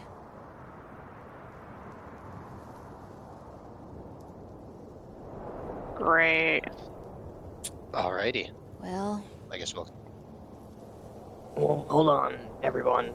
Fire giants are fiercely prideful and very protective of their things. It's not out of the question that he petrified himself, and the trigger for his reawakening is someone poking around. Shit. I doubt it. He had no idea that this happened to him. It doesn't even look like he saw it. Either that or he was complacent in it. Could be. I don't know. What do you guys want to do? I think if I try, I could turn invisible. Does anybody else feel that? That's weird, right? That what's weird? Like, watch this. And he fucking... Let me see here. Hold on. There we go. Like, if I blink just like this, I can go, and he disappears. You watch as one of your conviction classes turns invisible. I mean, it's very clear these avatars are capable of possessing certain magics. So, I think it's best that I save whatever magic ability I have for whatever we face ahead. Yeah. Okay. I'll scout ahead then, if we're approaching. Are there, like, multiple rock crags leading up to it, or is it just, like, straight open? How do you mean? Like, rocks sticking out of the ground, or are we talking flat, snow, Alaskan wilderness? Are you referring to, like, out in the cold this way? Yeah. Or if you're just Yeah. further into the... Okay. Yeah, looking back on the outskirts outside of this molten depression, you look and you can see that it is a series of rocky mountain peaks as far as the eye can see, all very snowy and jagged. And you look over and you can see in the distance there is the great pylon of Aurora South to give you some bearing that you're definitely a good distance away. But this whole environment appears to be consistent. Okay. It seems as though this place is something fitted for isolationists. Them Alaskan bush people. This very much reminds me of the Isle of Contempt, the way it's shaped.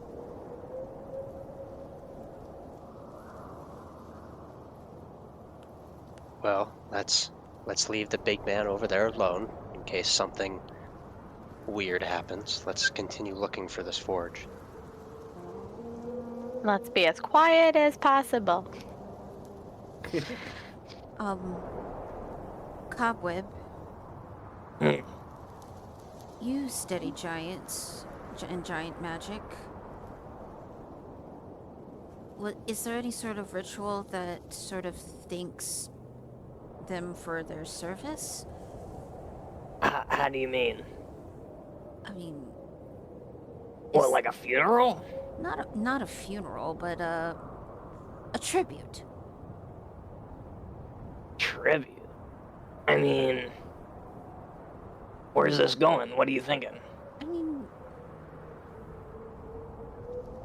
mean, he's petrified. No one's really been out here to restore him to his former self. Maybe there's a way to sort of thank him for standing vigil.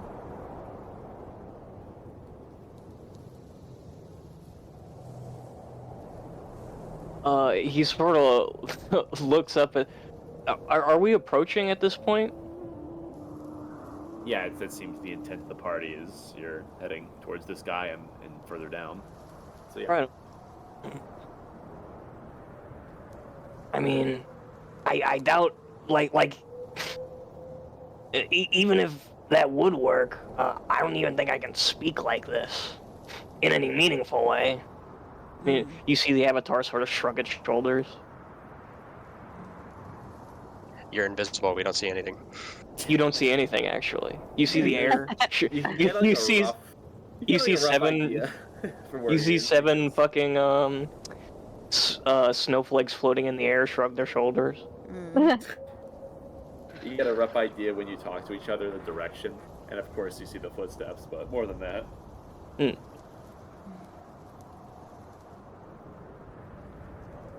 Very well. I mean, we could try to. It's probably.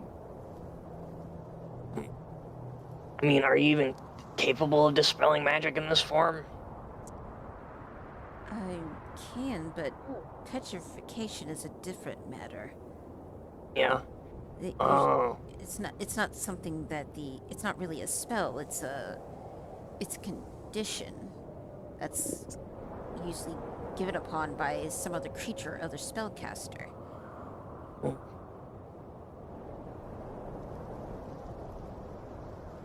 So essentially, we either have to restore him or find the source and stop it. Essentially. Yeah. Okay. So, it's probably best to keep moving. Yeah. If we get the opportunity, sure, but...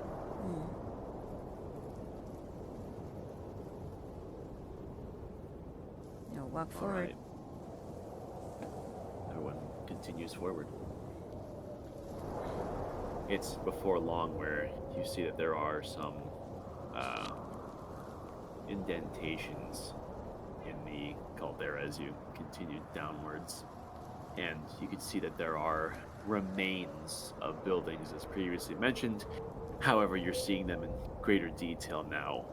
And you can see that the stonework for what little is left does have this black slag complexion to it, very similar to the fire giant that you had passed by. And the walls, they don't look like they've crumbled down, they look like they were blasted to smithereens. And the direction of the blast seems consistent with the center of the depression.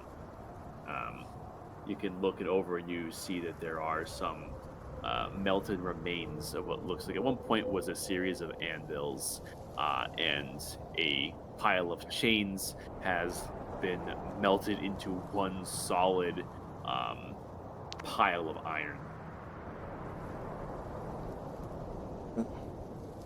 Why did I immediately think the elephant's foot? God. That's largely what it is. Ah, you fuck. Didn't he say something about anvils? But these seem like just ordinary anvils. I'm assuming we're trying to look Maybe for it's something. a sign we're heading in the right special. direction? Ordinary Yes. anvils? I wouldn't be so sure. The fire giants are master craftsmen. The fact that these things have stood the test of time is a feat in and of itself. Especially, he sort of gestures to the literal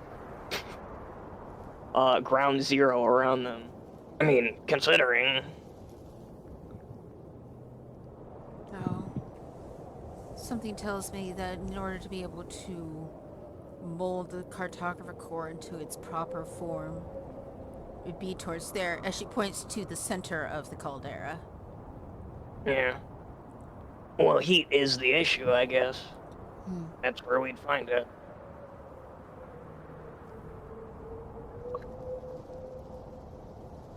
So we go closer to the center then. Yeah, just keep moving. All right. And yeah, you look over at those anvils and you can see that they are somehow partially melted by whatever tremendous force had leveled the rest of this area. It's clear that there was tremendous power at play here at some point or another. And just getting a increasing sense of this place, it looks like this place may have been a mountain at one point, but the shapings of this place, it does look like it maybe blew its top with whatever they were working on. Hmm. Continuing forward, you see that as you're getting further down, the temperature is rising quite rapidly. And you look towards your forms and you can see that the bits of snow that had accumulated on your rocky forms are now fully steaming off of you. It's clear that if you were here in person, this would be quite uncomfortable. The air, perhaps almost unbreathable. But given you are here in avatar form, you are not ailed by such limitations. Hmm. Suppose there are some benefits to using avatars. Yeah, not getting black lung. Yes.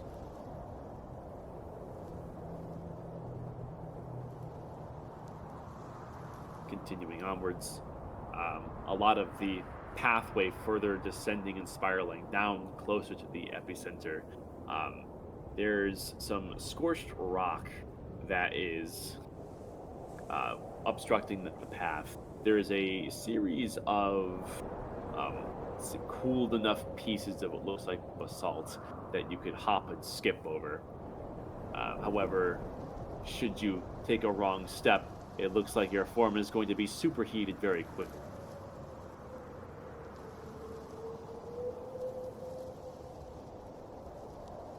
Okay.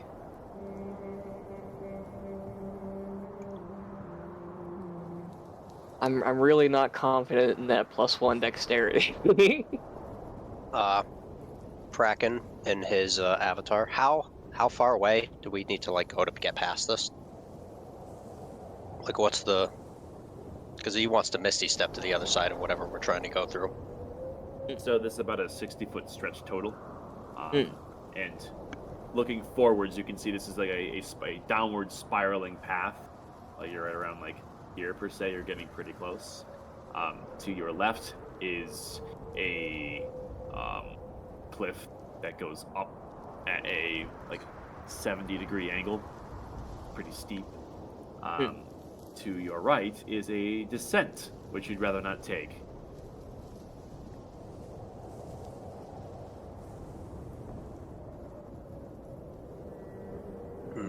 Oh, So, I thought Missy Step was further. I might not do this. so who's going first?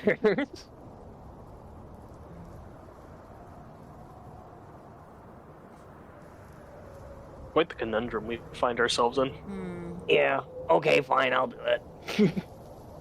You said they're like sort of limestone. Yeah, you're essentially looking at molten hopscotch. Okay.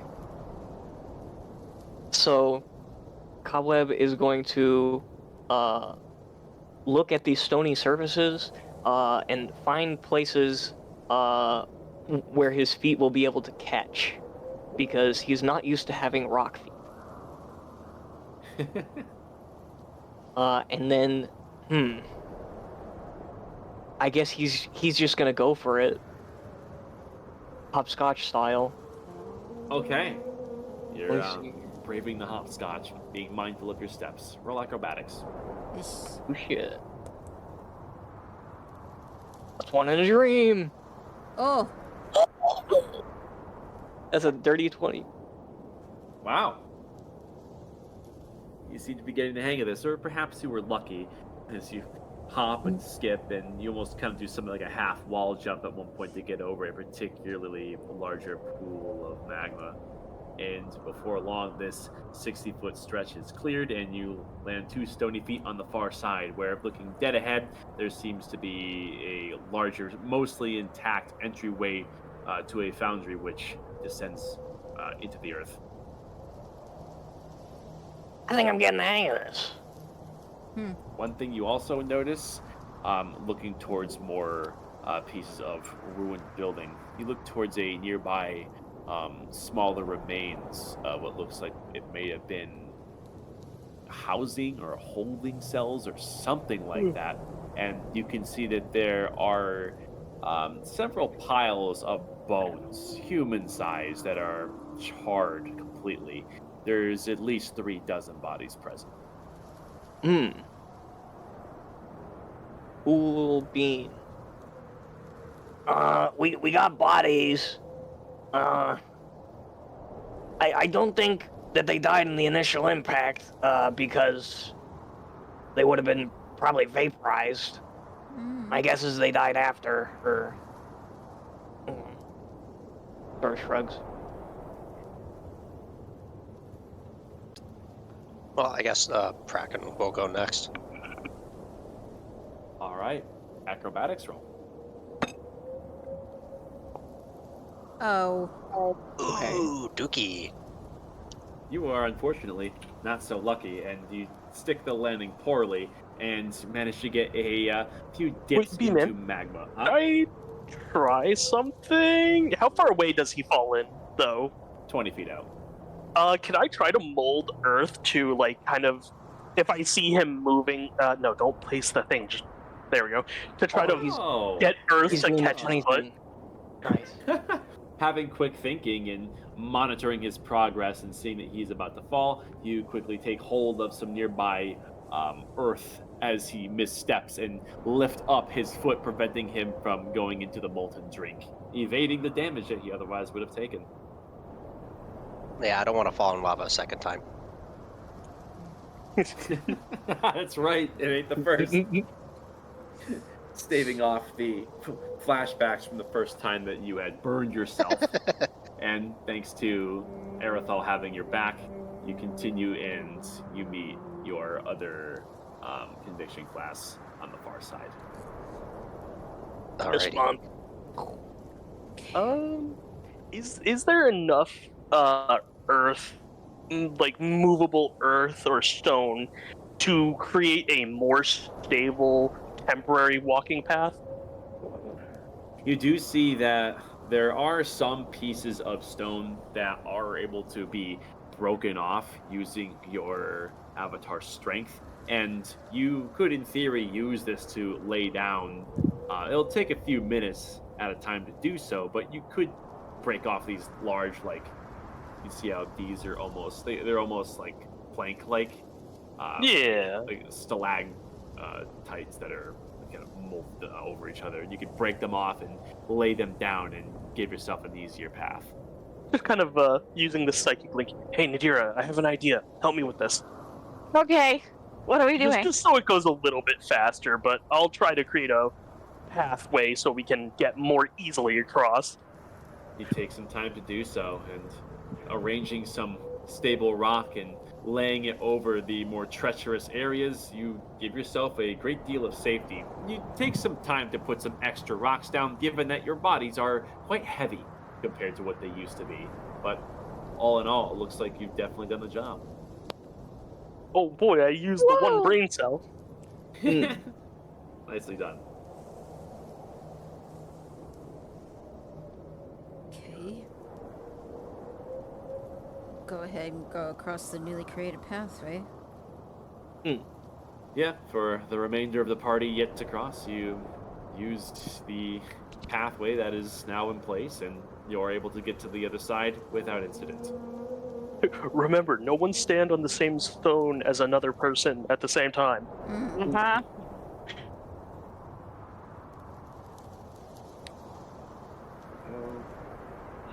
Okay, so you guys all see the skeletons. The entranceway is clearly foreboding as fuck. That's obviously where we have to go. I mean, really, when you think about it.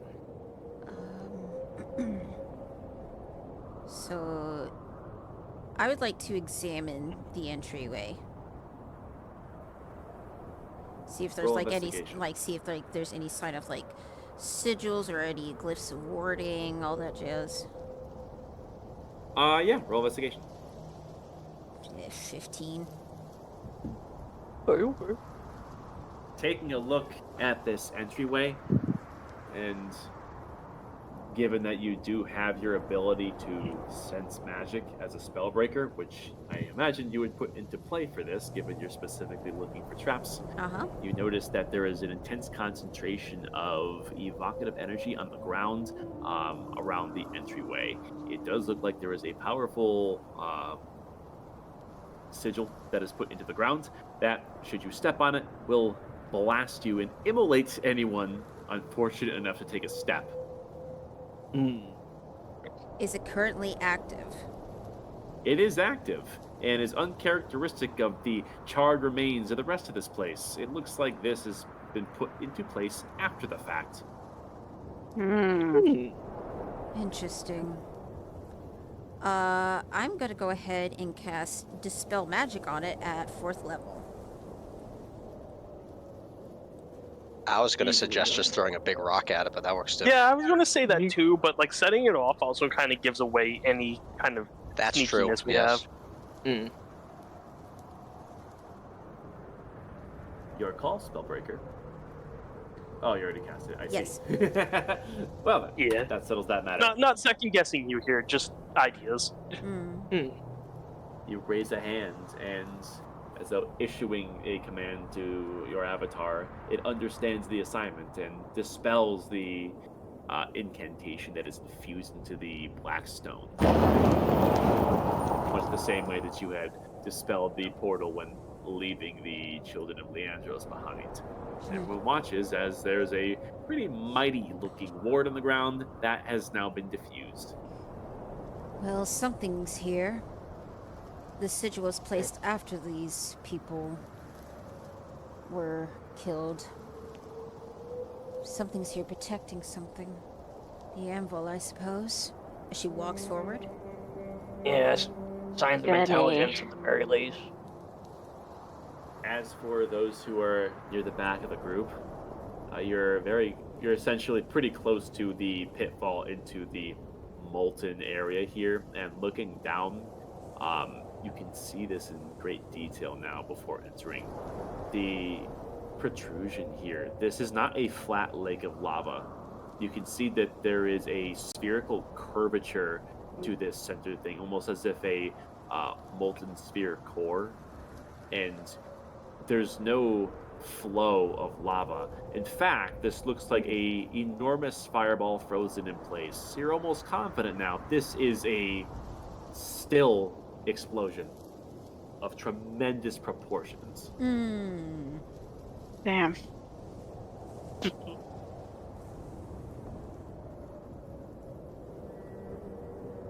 Okay, sort of tearing his eyes away from the forever nuke. Yeah, that's kind of crazy. All right, heading inside, are we? Yep. Yeah.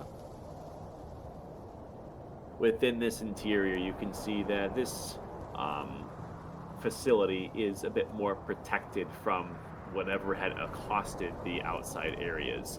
You can see that these hallways are tremendously reinforced with this brass-looking metal, and there's these large pipes that are big enough for your average-sized human to just crawl inside of, and as they are mirroring and traveling alongside almost every corridor that you explore. You can see that there is a series of buckets, chains, molds, and pathways that go off in a number of different directions. And a lot of this industrial technology is integrated into almost every wall that you look at. And it's not like there's any torches that are created here. there is intersections of lava that are along the walls and the floors, even the ceilings that are contained by this crystalline material that serve as a natural light source illuminating your way throughout these halls. And these giant sized doorways are very fitting for the size of your avatars, given that you are likely the same stature of a fire giant. There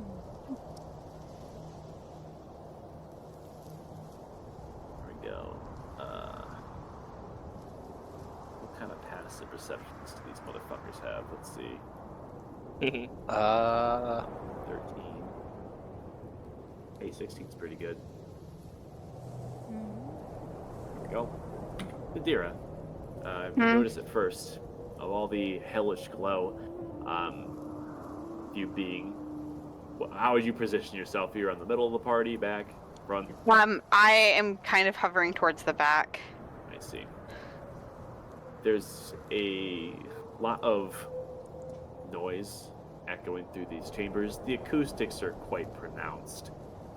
The occasional clanging of metal, the straining of metal against this molten material, the bubbling of magma is all very constant. However, there's the occasional sound that you pick up on, which is a little bit different from the rest. The sound of clanging bones. Great. Any definitive way to tell what direction it's coming from? So you're essentially heading down a straight corridor. Oh, so only one direction. And there's occasionally offshoots that go to the left and right and they bend in directions. This clamoring is coming from a corridor off to your right that bends out of view.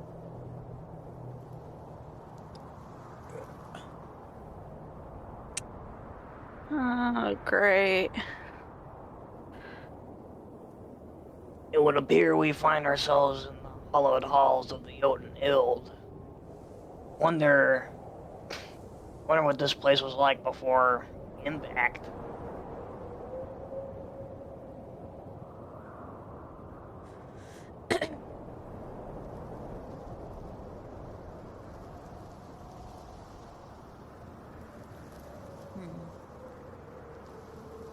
Just not die. Alright, that's enough wondering. Let's continue. Yes. Are you leaving that well enough alone?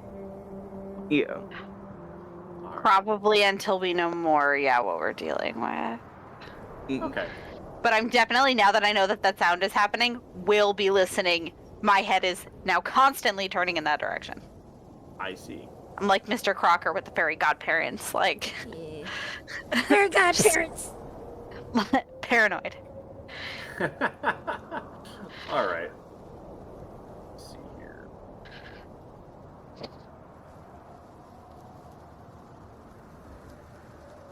Continuing forward, at the head of the group, you wander these halls and you come across a curious sight as you take a left turn and notice that the way forward in the direction you've chosen to go is barricaded.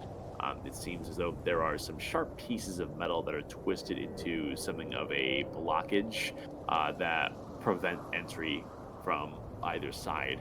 And then, unlike the composition of the rest of this place, this addition, this metallic creation, appears to be far more recent.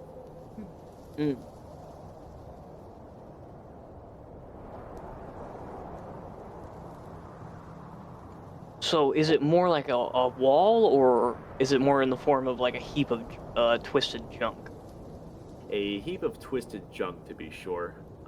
Although looking on closer inspection, you can see that there are twisted pieces of metal that are almost bent, almost the way that barbed wire is around this like proper barricade. And you notice that the craftsmanship, although it appears quick, is actually quite efficient.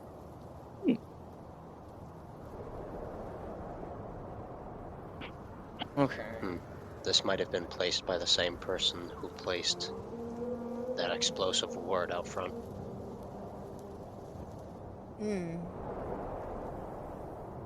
I actually kind of have a miscellaneous question. Yeah. For in-game, not out of game. The cavern that we're in and the rock that the cavern is made up of, it's kind of a weird question. I'm trying to think of how to word this. Mhm. Oh God, how am I trying to say this? Not the reverb, but you know how you put up like mats on your walls to do noise canceling? Yes. How absorbent of sound does this rock seem to be? Are we like echoing with every footstep? Does it seem to muffle and kind of suck sound in? How reverby is where we are? Now, I recall someone casting Pass Without Trace at some point, so that I should did. still be active. Yeah, And it lasts for an hour. currently, your footsteps are not making any sound. Any sound, Um, okay. However, from just the miscellaneous noises, Yeah. this place echoes pretty much everything. Okay. This is hard, like igneous rock, almost like basalt and obsidian, depending on the wall.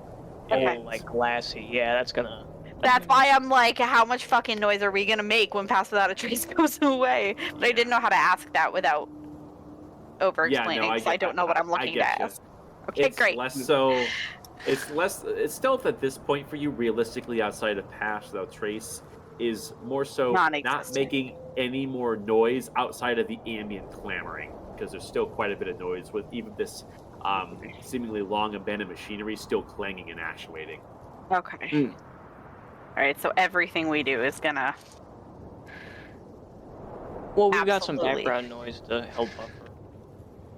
If we don't got a lot. It doesn't cover patterns of footsteps, mumbled talking, if we do any. Although we're talking in our heads at the moment, so I guess that's irrelevant. Yeah, we don't gotta worry about that.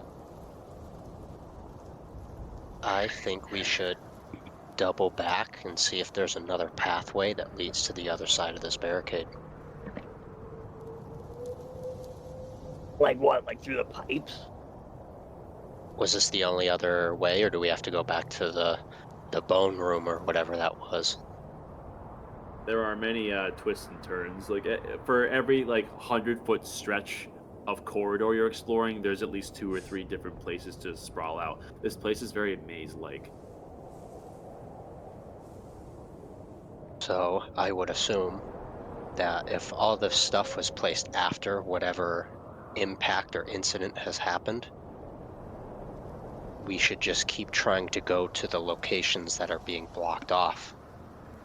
Because I would assume, like I said, it was placed there to keep people out. So we just keep finding passageways that kind of lead in that same general direction.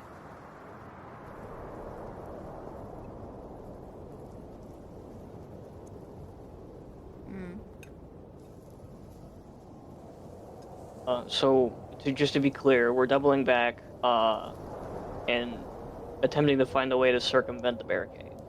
Yeah. Mm-hmm. Right on. Okay. You're essentially trying to navigate and get around what is seemingly blocked off from access. To whoever's leading the party, let's just call this an investigation roll as you're navigating and trying to get down the layout. It's definitely not me. I was gonna say, it's gotta be one of the big boys. I've got a +2. Let's go. Oh, investigation is intelligence. Okay. Cool. Oh, Okay. Solid drop-down 10. thing. You double back and try to find your way while minimizing your presence. One thing the group at large notices is you pass by a lot of these forge rooms that looks like many of them still have lava actively flowing through them. One curious thing that you seem to keep coming across is these weird tablet-like slabs of metal, and it seems like most of them are just blank-looking slates. Some of them seem to have text inscribed into them. Does anyone speak? Let me see. Anyone speak Giant? Yeah. Not me. Gee, Nope. I wonder. Nope. It would be the gobble. Cool. Okay. Yeah, languages are one of the few things that make it through into these forms, more or less, for obvious reasons. So you are able to read a few of these slates that you pass by, and it quickly becomes clear. These are gravestones. It would appear that we have entered a crypt. Quite a strange addition to a forge. Well, I mean, not really. Most of these guys were probably born here. It's quite possible. There is seemingly the makings of a city up top. It's when stand to reason there's something down here as well.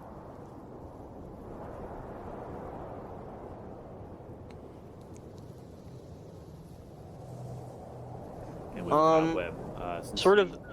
heading this, are you inspecting the the site in greater detail? Or are you staying focused? We'll stay focused. Okay. Go.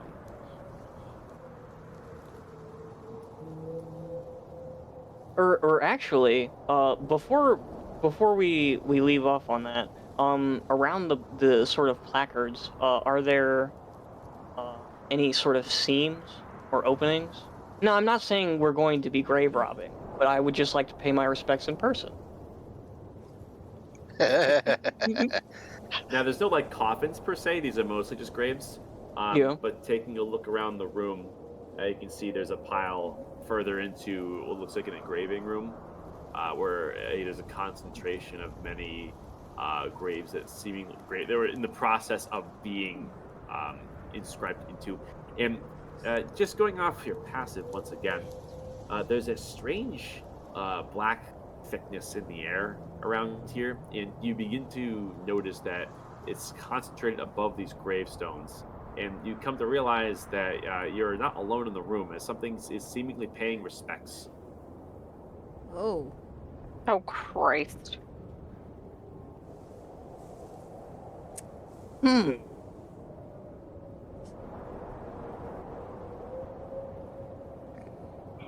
Now, B-Man, this is sort of a fucky thing that I'm going to try to do, but since our minds are sort of mirrored in the avatars, could I potentially use telepathic speech to make contact with this apparition?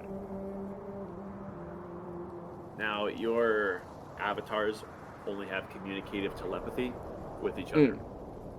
They do not have the ability to speak in any way beyond that. Fair enough.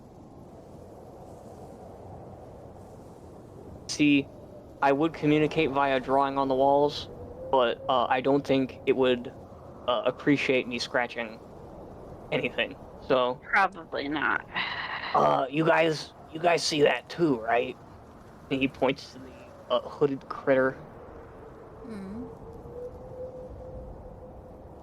I feel like we should not engage with that at all. I mean, does it seem like it's moving from what I can see? It seems to be in a state of reverence at the moment.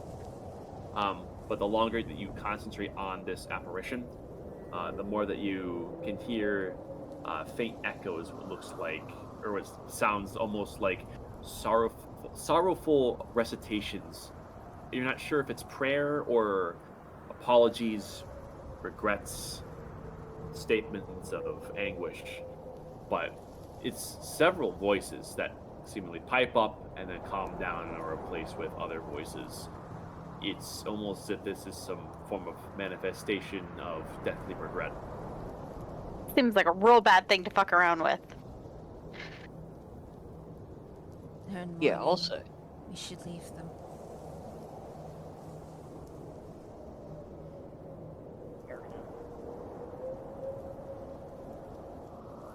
As his interest in the placards quickly dries up. I vote we don't fuck with that thing. Yeah. Nope. All right. Yeah, Continuing keep forward. moving. You look over as you continue on for a good couple of minutes. And one thing is suddenly felt by everyone a few minutes after. A rhythmic tremor that is being felt in the ground as they appear to be footsteps of something extremely large in an adjacent corridor that is moving closer and closer. It's not behind you or anything, or seemingly in the same corridor as you don't hear anything, but you certainly feel these footsteps.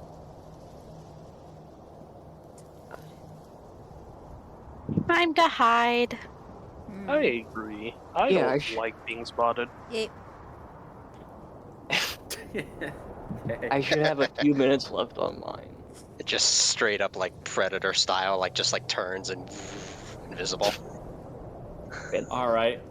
You're taking the hide action, and the only way to realistically do that in a place like this, besides just straight up turning invisible, is of course to duck into a adjacent corridor and lay low. I still will go with the other group, so I'm not like just standing in the hallway. Right. You assume as low a profile as you can as you feel these heavy footsteps, and they reach their peak, and after about 20-30 seconds, they seemingly peter off in a different direction and are gone.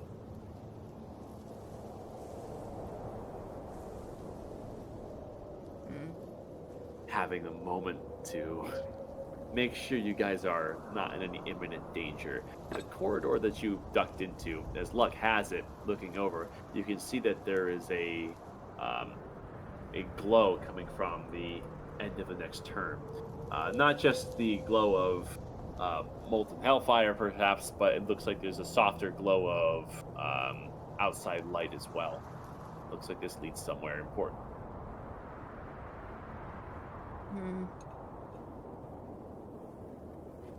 If it seems important, it must be important. I feel like we should go that way. yeah.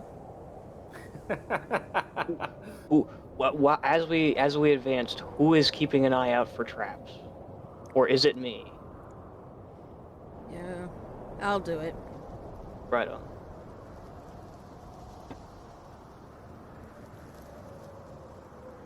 Okay. Roll investigation. I have a question about the guy's footsteps. Were they heavy, like... God damn it. The pattern of them, was it a heavy, Clear. determined sound of step, like a very, oh my god, cadenced walk, like somebody marching and monitoring the hallways, or was it more of like a lackadaisical pace? It seemed more at ease. It was definitely by peak.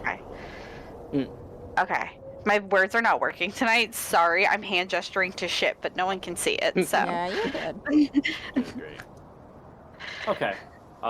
As for our Spellbreaker, the way ahead looks relatively safe. What did she... Oh god.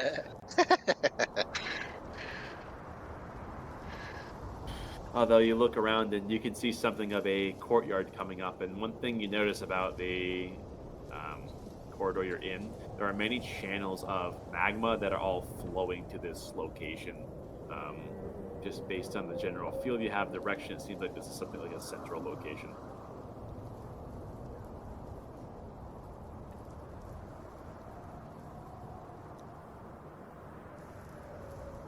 Seems as reasonable a detour as any.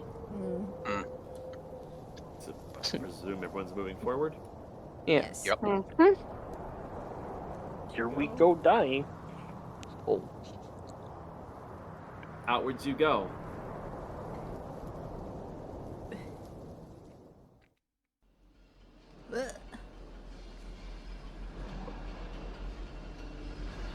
Oh, hello, special forge room. Oh, God. Oh, and hello, other lava creatures. Oh, hello, Evil. The echoing of machinery seems to be at its strongest here, and you can see the channels of magma feed into this central point here. There is a five-sided platform at the far side that's made of this looks like a mix between either obsidian or obsidian and steel. It's not really familiar. However, at its centerpiece, you can see that there is something of a prominent forge that has an otherworldly light that is coursing through the metal for which it is composed. And it seems to be the focus of this room entirely. As you look over, you can see that through a series of sturdy chains, this place is suspended over a harsh environment of magma. Although looking down, you can see that there are frozen fire clouds in place, suggesting that the explosion in place is what's the source of heat keeping this place going for so long. Looking at the catwalks here, you can see that you are not alone in this room. Oh. Oh, that's not fun. Oh. That's not fun. Well, at least a lot of us are invisible. Yeah. Who is not actually? They seem to be lackadaisically wandering around, and these flaming undead are humanoid in shape, and are seemingly not paying you any mind. Then again, you have minimized your presence. Okay. I feel like we're gonna have to. I feel like we're gonna have to deal with them in order to do anything in this room.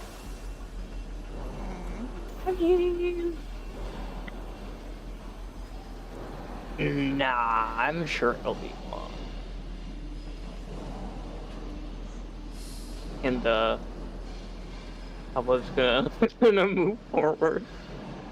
Are you invisible, Cobweb? Yes. Okay.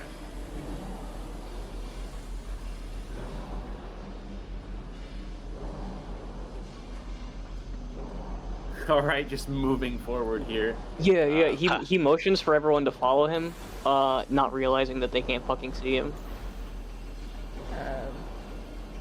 I mean, I'm invisible too, so I would assume that I do the exact same. Just start kind of looking around, try to see what's up with this entire thing. All right. 1 second here. Wait, but we're all not invisible.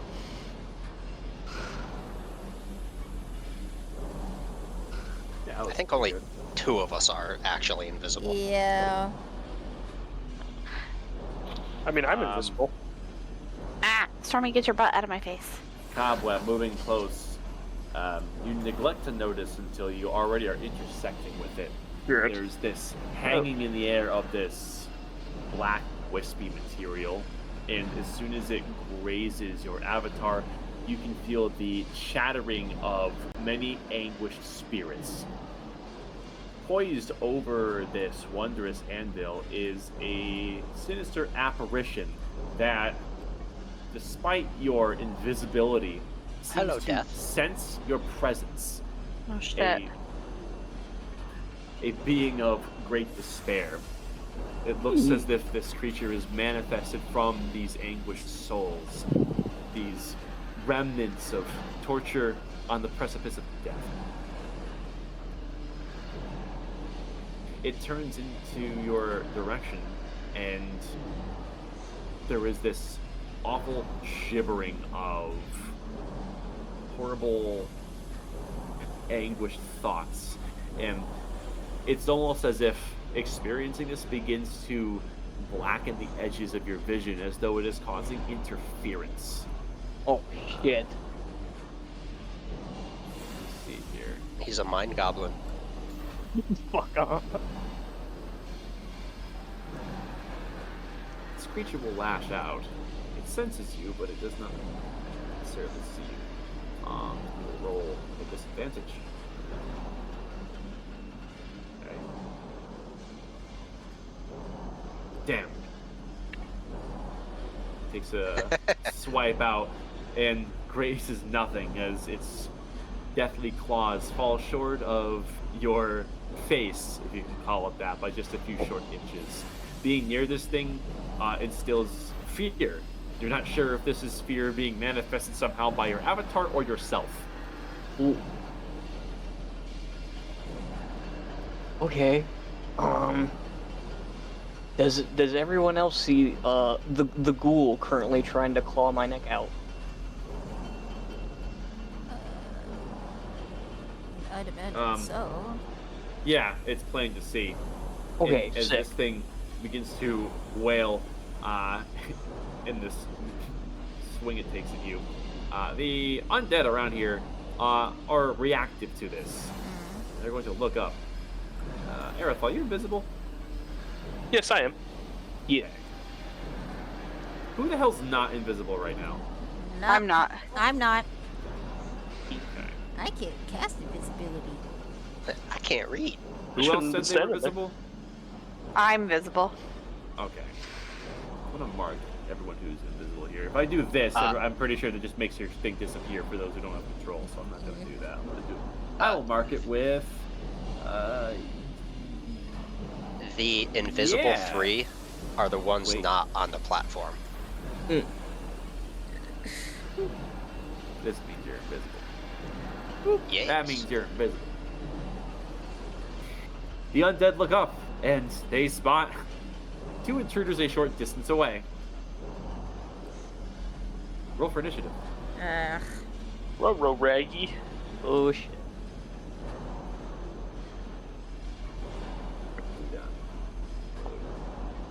Of course, this is when I roll a nat 20. God damn it. There we go. I don't. I mean, you might be going first. Can't be mad at that. You're gonna roll initiative. I told you to.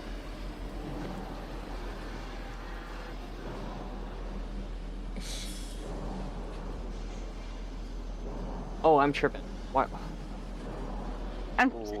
I clicked initiative to roll and it's not rolling. That's because you have to go to the combat tracker and flip the D20 to properly roll for initiative with tokens. Ah. Oh. All this new stuff. I don't know how the hell you've been doing that up until this point, but that's the way you're supposed to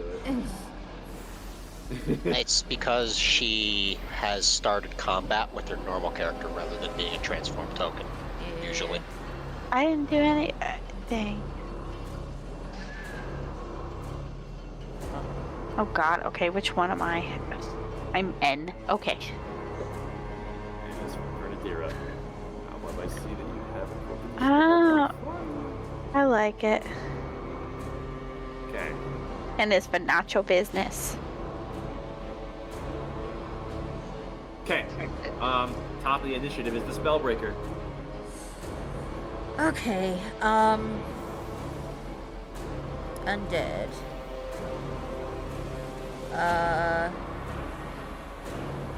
Let's see, it has a spellcasting of 20 feet. 20 feet. Yeah. Actually, I probably could throw it on that one. Yeah, that's what I'm gonna do. I'm gonna go ahead and cast Moonbeam on this fucker right here. Okay. Wow. It needs to make, let's see, what kind of save? Constitution saving throw. Yes. Roll the 6. So it's taking 15 radiant damage. Ah, you're a bitch. Let's see. Resistance. Oh, okay, I see. Cool. I can tank that. Oh. All right. It's concentration, so that's my go. Let's see what kind of movement these guys have. It's pretty good. Okay, they don't see anybody except for 5. Move. Undead, they cannot necessarily sprint. Kraken. Alrighty. Think I can move here, right? I know it's like bisecting all that. I can stand there. Yeah. Okay. And then I'm gonna attack that guy. Okay. I don't think being invisible grants you anything special. I think it's just a regular, just 2 attacks. Well, I mean, your first attack would have advantage. The invisibility would be dispelled. you would Yep. roll regularly. Ah, okay. Alright, he's right on the money with that. We'll do that. See what advantage gives me. Okay. Okay. 15 damage to the skeleton. I don't know if it makes any difference, but there's 4 force, and then, Not needed, my guy. It's a skeleton. okay. You. I figured because it seems like slashing he damage. smashed it. Nice. Differentiate. Hmm. Oh. Alright, I will say the second attack, I imagine, is going to his buddy. Yeah. I would move over and 15 smack hits. him. 18 damage. Not a problem. Oh, okay. Cuts this thing right down. Okay. These things appear to be the flaming remains of at one point was a human. Now something worse, but not necessarily much of a fighter. That brings us to the gallows speaker. Who is going to see?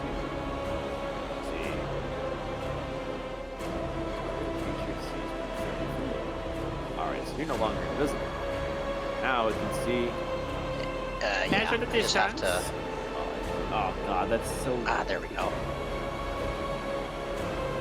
Alright, it's gonna move. 15. Gonna move there. Okay. 30 feet. It will target. Is it one creature you can see? Question mark? Oop. Click on things. Make things happen. I know what I'm doing this for. Okay. Alrighty, tell me the saving throw. Here you go, buddy. Oh, shit. Wisdom. Wisdom saving throw. Let's see. Oh no, psychic.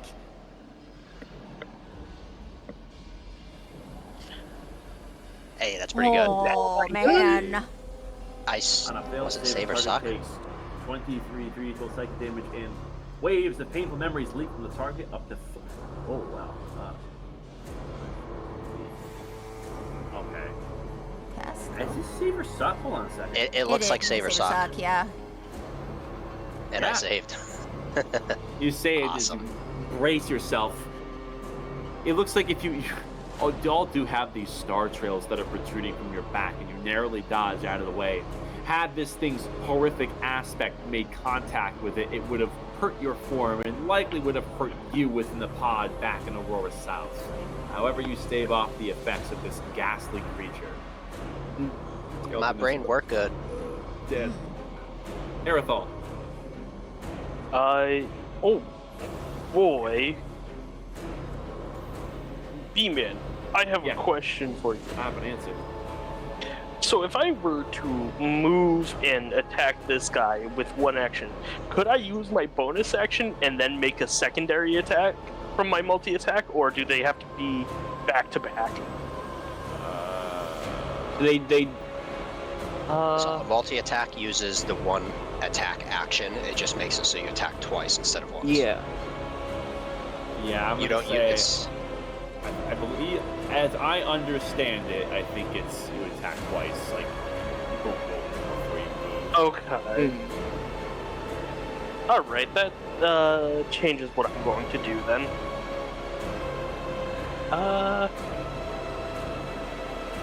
Alright. Real quick, I'm going to drop invisibility for Zephyr Strike, Cool. Oh shit. Whoa. as I'm going to come up to this guy and use my use the once before the spell ends, you can give yourself advantage on one weapon attack on this guy. Okay. Is it? It's melee weapon, yeah, right? Yes. Oh, it's just one weapon. Yeah, so I'm in his face. I might as well just. Yeah. Your force bolt or sword arm is constituted as a weapon attack. The Advantage. avatar itself is a weapon by this definition. Yeah. Let's see here. A And- 20 will hit. Oh, it hits. Yep, 20 hits. And because of that, the feature that this has, Oh shit. because I had advantage, I don't know how that's bugged. Let me see. Oh, it's an extra d6, right? Yeah. Yeah. Okay. It just rolled So- 0. It just said 0 damage. Yeah. Oh, and I need to add one force from Zephyr's and 9 slashing from my sword arm and Okay. the D6. Your attacks as an avatar are magical because these are magical creations. So not 1 force, 9 magical. Yep, that's 10 plus 2 is 12 total. Nicely done. I can slap him again because I didn't interrupt my action. Hey, do it again. Okay, well, Motherfucker. I'm missed. Well, not with a roll like that. Okay. It's time for Mr. Skeleton. 5, 10, 15, 20, 25. Hey, it's just enough. Alright. He's gonna slap your shit with his sword. Aha! It fucked. What is the AC for this thing? Oh, hey, he meets it. Oh, it's 16. Oh, 16. Cool. No, that's it. Okay, cool. Yep. Yeah, you take the... I take the full 6. Yeah, they'll show you. Oh. Okay. Let me see here. How long does Zephyr Strike last? I think it's just that for that one attack. Yeah, it lasts until you do that attack, I think. Okay, so I can, and I'm not concentrating on Concentration that. up to a minute. All right, so I'm no longer once before the spell ends, and he's already done that. Yeah. So Yeah. Yeah, so you use like the offensive thing, so while you still concentrate on it, you still have that extra 30 feet of movement until you drop con. Yeah. Yeah, I'm just gonna drop it. Okay. But yeah, no, that's. I don't think there's anything else I can do. I ended my turn anyways. He slapped my ass. Okay. I'm gonna pop a haste. Immediately dropping out of invisibility. I'm going to walk up behind old boy and return a thug to the streets. Let me see here. We're gonna do a multi-attack. Hiya! Oh, I'm tripping. My fault. That's the monster Yeah, that's my ability. bad. Oh. No, that's crazy. Well, I mean, Okay. is he flanking with me technically, or which one? And is we he don't attacking? do We don't use flanking rules. Oh, Yeah, yeah, I forgot. Okay, you're targeting little guy? Yeah.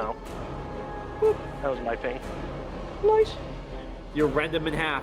Flaming bones typically don't hold up well to a magical sword arm made of stone. And your second attack goes wide, missing the ghastly apparition. The skeleton is dead. This skeleton is gonna fuck some shit up. Oh shit. 5, 10, 15. Oh. You almost got there. 0. Okay. I know how to fight off another sheet. That much I know how to do. Okie dokies. I just don't know what this thing can do. Oakley dokleys. Multi-attack. Okay, I'll multi-attack. Is this guy level with this bridge here, or is he like below it? A little below. A little below? Yeah. And we're tall things, right? You are large creatures. We is large creatures. Okay. I guess I'll come around and try to smack him. I'll just come around this way. Boo boo. Okay. Get that motherfucker. Not my sheet. Alright, which one? I guess You it's just this. double click on the token, by the way, it'll bring up the stat block. I love that for me. Okay. I guess it's the sword arm. Sword arm sounds right. Yeah, sure. Cool. Do that once. Oh my god, me and the ones tonight. Christ on a cracker. Everybody's rolling a bunch of ones. I know. Wait, You're what gonna need is more than a this? Christ cookie to get you out of this one. Oh my God. bro.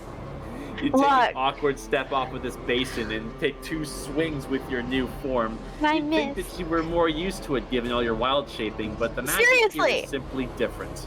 And you go wide as this flaming skeleton screeches at you. Wah, wah, wah. Bitch and moan all you want. Okay, I think that, yeah, because that's only if I cast a spell, and then the other things don't matter. Okay, good. Yep. Spellbreaker? Yeah, Spellbreaker is going to use her action to move Moonbeam. If I can handle on it. 1 moment. Yeah, we're gonna move the moonbeam because I can use my action to move it 60 feet and move it around to be back on this guy. Ah, boo. Do you choose which enemies it hurts, or is it each creature? No, it's on the first turn or. Hang on a minute. I gotta look at it. My question is like, because your thing is intersecting with your buddies here. It's a 5 foot. Just says It's a creature. 5 foot radius, so. Oh, okay. Oh, that's misleading. Okay, so Yeah. it will only affect the gallows creature then. Yeah. Wait, 5 foot radius? What? So it would be Yeah, like, 5 foot radius means around the impact point. Yeah. because you can see like this is still intersecting. Yeah. Yeah. I don't know why it's intersecting with them. It's. Because that is accurate. That is a 5 foot radius. It's 5 feet away from the origin point. Yeah, so it would hit both the other guys. Well, I there. don't want that. You could just like move it over to this asshole too. Fair. You know what? Sure, let's just do that. Because these guys are just flint and rock and stone and rubble. So it's the first time Flint and in the steel. circle, so it needs to make a Constitution saving throw. Yeah. Of course, this bitch rolls a nat 20. Fuck my you. God. Is it That's save or suck or is it half? Half. All right. Why don't So- you re-roll damage for me? Yeah, once find it again. Fucking, it's a fucking skeleton. It's a 1/4 CR. Well, hold on though. Moonbeam Okay, Moonbeam go Skeletor. crazy. I see you. It's 11 damage. So it takes half, which is 5. It's radiant if that has any playing on this. Negative Ghost Rider. All right. Mm. Okay. This skeleton. Yeah. We'll come back. Kraken. Oh, hello. Oh, hi, Mark. Let's see. What do I got for? Oh, okay, not that'll do that. Okay. No, that's different. Yoink. And punch him. All right. And I miss. And then I'm gonna. Actually, Oh, if that hits, then the next one's gonna go on Ghosty Goo over there. yeah. Because I can make it. Fuck. All right. And then I'm assuming that 10 misses the It does.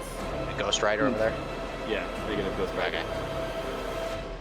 Okay. Okay, that's it. The gallows speaker parts its jaw in a horrendous, shuddering, guttural cry of 1,000 dead spirits suddenly booms through this foundry and echoes off into the fiery abyss below and off into the corridors of the far stretches. Oh It is god. absolutely horrible, and despite it not doing actual damage, it leaves a horrible chill going down your spines. As for its attacks, It has alerted the horde. Yeah, it's alerted something. We've woken the hive.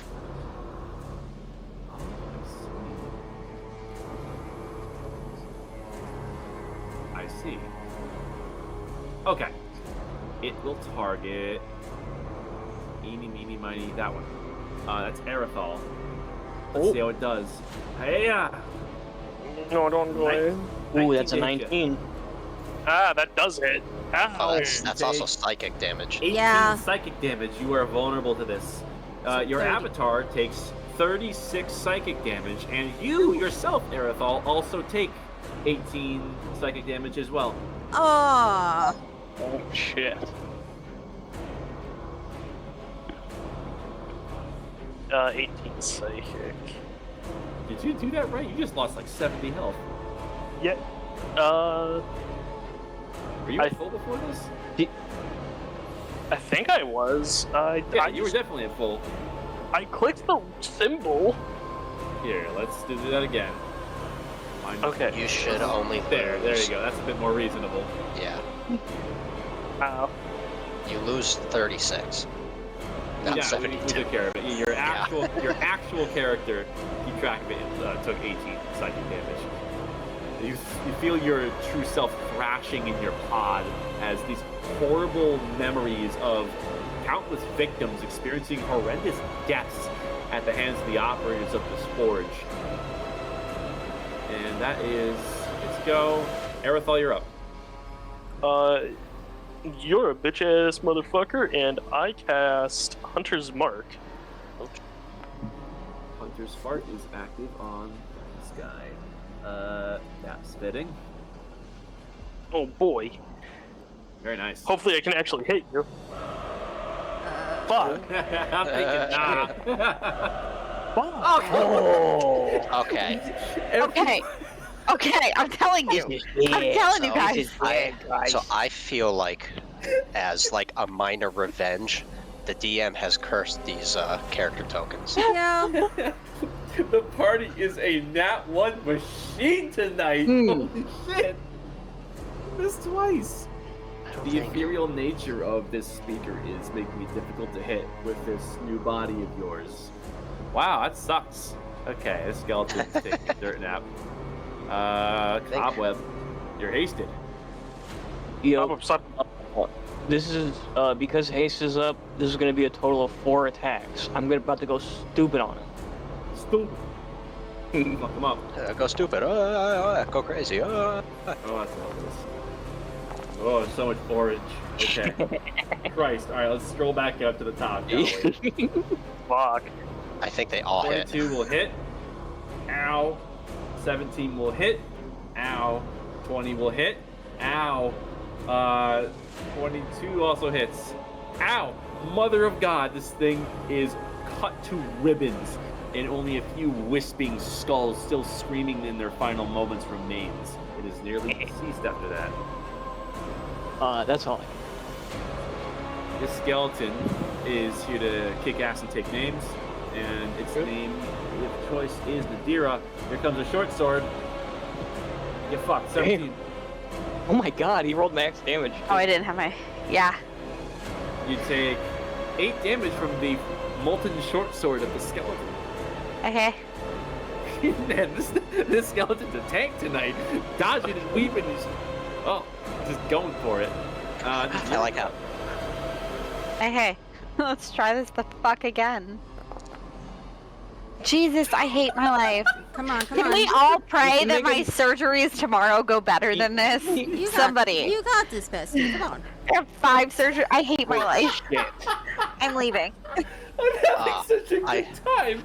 I love how everybody else like can't hit anything, and Kraken is basically just like pushing everything out of the way and just like killing it in one shot, just moving Cobweb along. just fucked that guy up. No, but listen though. It's not a reflection of your abilities. It's a reflection of his being too angry to die. He's literally just sitting there taking it. Oh my god. Yo, this skeleton. Does this remind you of something? Holy shit. It's Mr. Bones. I'm telling you. Alright. We're on his wild ride. Spellbreaker. Alright, You can see one of your predator classes is having a hard time with this lowly yeah, I'm gonna throw a force bolt at it. Alright, let's see it. 15. Well, a 15 will certainly hit, as it takes the 10 damage. Pelts right through it, and flaming ribs go into the channel of magma as it shudders and recoils, but is still looking for a fight. That's my Kraken? go. Conviction class? Your foe is weak. Oh, yeah, baby. God. God damn. How do you kill the gallows speaker?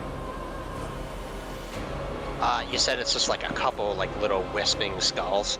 Kraken will just Kraken will grab, I guess, like 2 of them and rip them apart from the one, and then smack them all together and just dust. Into shadowy nothingness it goes. Okay. Alrighty, gang. That definitely alerted everything else that was in here. So let's whack a couple hammers together and get this thing done. Hello? Well, we've still got 2 angry to die over there. Yeah, there's still two Oh, angry there's to still the die. one over there. Okay. Aerithol, you need some help. I don't feel real. My internet just went 5,000 ping. Oh Holy man. shit. Oh no. Yeah, give me a second. I gotta, like, reload my connection. My internet had a shit fit. I guess open turn here if anyone wants to take a stab who hasn't gone yet at the Can I spell. please try again? Yes. Yeah, do go it. for it. See if you can kill Oh my it. god. If If you I don't do it, I will. don't hit it, I'm logging out right now. No, don't leave. Don't leave. You There can you do go. it. Hey. See? There you go. I also I need don't more. think it's adding up right, because it says +7, but it's only adding +5. Don't go by the description of the attack. Don't because I do did a that. shit ton of modifications. Cool beans. Oh, I finally hit It's Also, something. wait, don't you have your Proficiency curse? Huh? The curse matters not. This isn't her. Curse does not Oh, apply yep. to this. The avatar is not cursed. Yeah, how do you kill Mr. Angry Pants over Oh my here? god. I'm just gonna go right through his goddamn head. I'm sick of this shit. Alright. Shatter me bones. Nice. That He was sinks wild. into the lava, but as his hand goes down, it flips you off. Yeah. Right, love immaturely do it back. Yeah. Alright. This is giving you, we're gonna essentially pause combat here, as you have a moment of reprieve. The echoes of the speaker still echo throughout this place. However, looking forwards, you can in fact see that there is a fitting description of an anvil that is seemingly channeling an energy not understood by any of you at the moment. Well, the cryptic lizard told us that we would just figure it out. So Cobweb attempts to summon the cartographer core to his hand. You extend your stony hand, and as willed, the cartographer core manifests.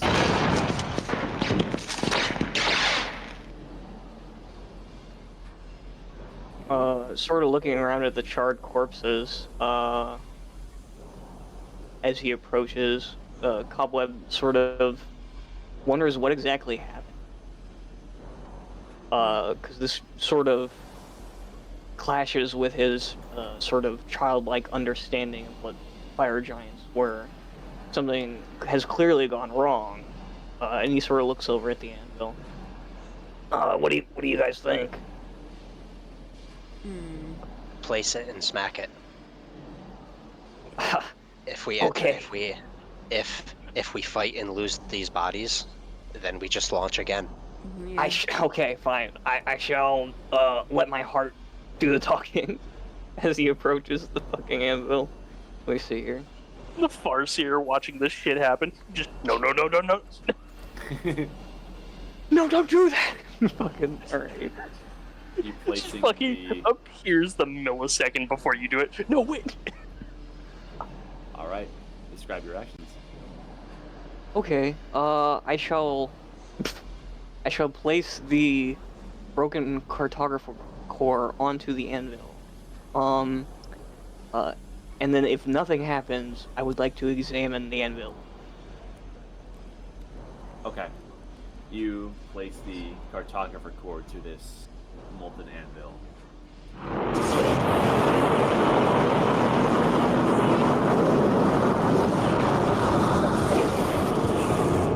Immediately as you do so, the energy channel within this anvil begins to envelop the cartographer core. It shudders this place to its very foundation, and you can see that the lava within those channels begins to flow at an unprecedented rate. And the heat is beginning to get turned up, and you can feel it within your avatars. Oh shit. That was extremely loud. Oof. Yes, it was. It very much was. Alrighty, folks, point defense positions. Is that the only entrance, by the way, B-Man? Over there? that you can tell, yes. Although this, these, areas here, this is cliff and there's other corridors and stuff. Let me see. How long does this last? It only lasts a minute. Can I hold my action till I hear things coming near there to cast Entangle on that area? Yeah, you can hear heavy footsteps echoing in the distance. Basically, I want to cast it basically 6 seconds before they come through the door. Okay.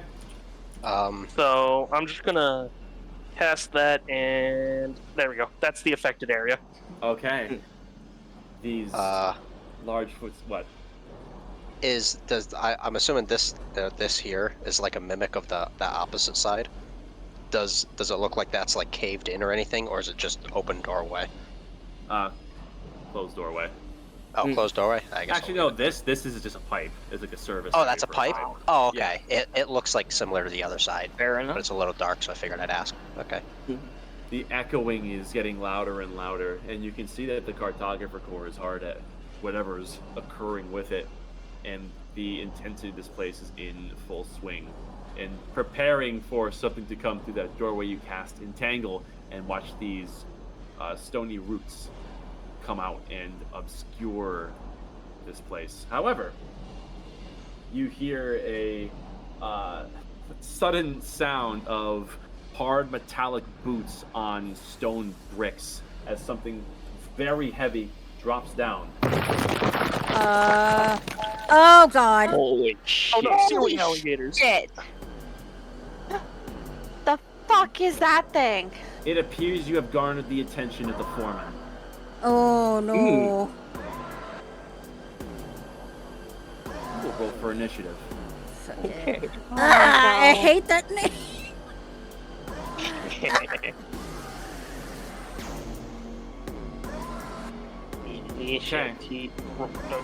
I didn't roll. What roll? No, I kept initiative. You guys are fine. Oh. Oh, okay. Right on.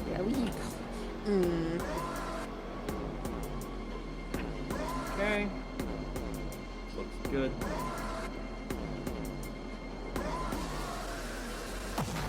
Top of initiative, new round of combat. Spellbreaker. Yeah, I think now's a good time to use this. Hold monster. Oh shit. Alright. We'll make a wisdom saving throw. And succeeds.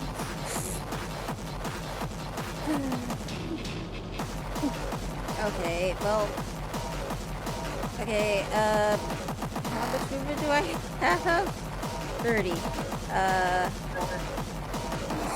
gonna go ahead and, gosh, I cannot see.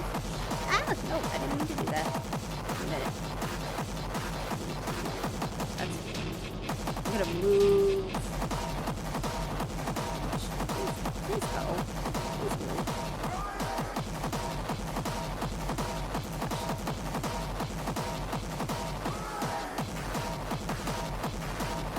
Alright, well, while you do your movement, Yeah. through the loud noise, there is a clamoring of bones. Here. Oh. Ah. Oh, that's easy. Leave them. They are going to share an initiative because fuck that. Go. Kraken? Okay. Let's see here. Okay, yeah. Gonna do this. He's gonna plant his feet in a wide space. Tuck his arms in, like he's cradling a football.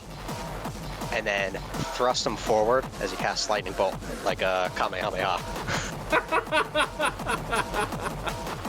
Nicely done. Okay.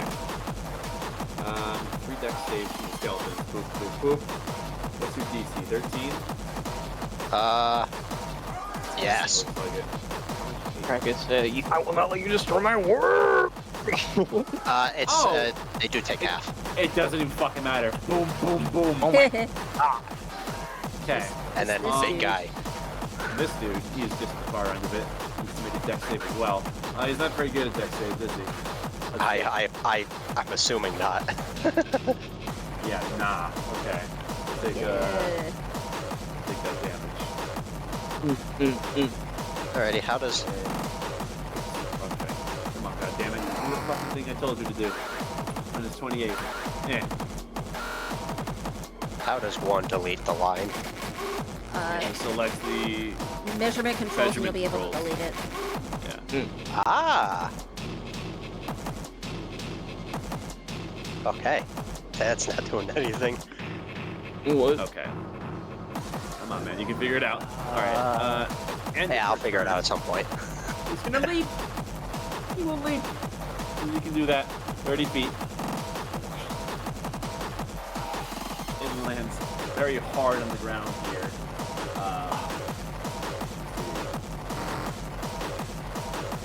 I had a cool noise for hitting the ground. There it is. Aerosol.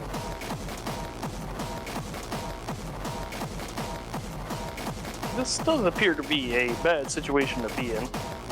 Yeah.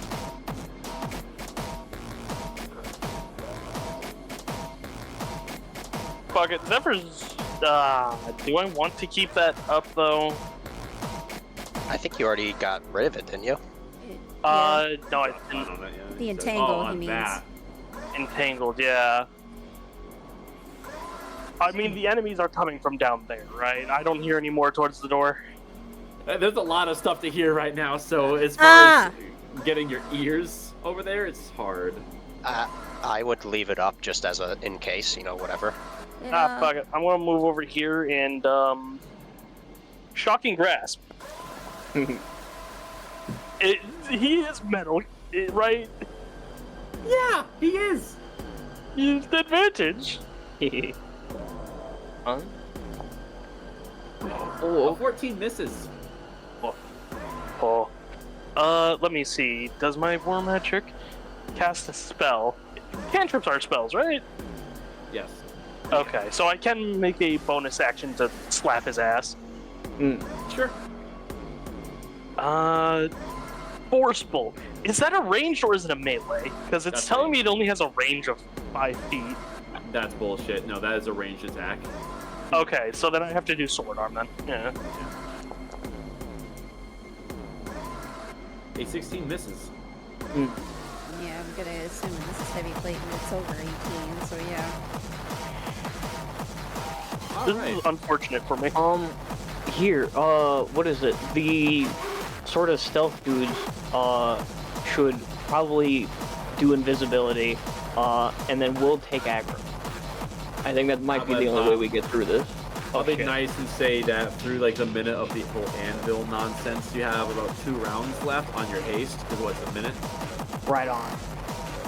2 rounds is all I need. No, I'm kidding. I mean, 2 rounds is 8 attacks. So, Oh, whoops, that's not right. That's not right either. Get out of there.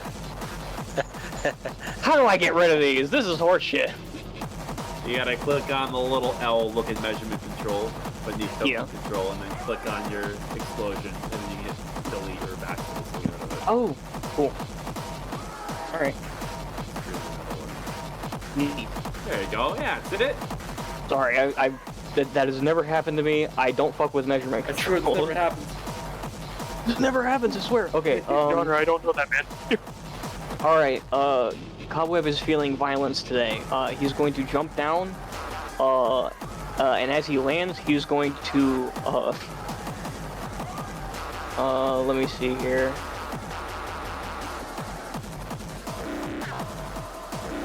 Yeah, Cobweb is going to use one of his claws, or the sword arm rather, to carve the Dodd rune into the ground.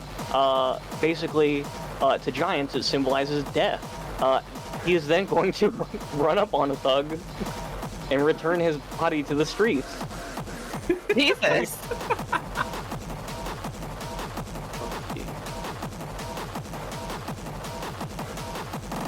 Got 4 attacks. Boom, boom, boom.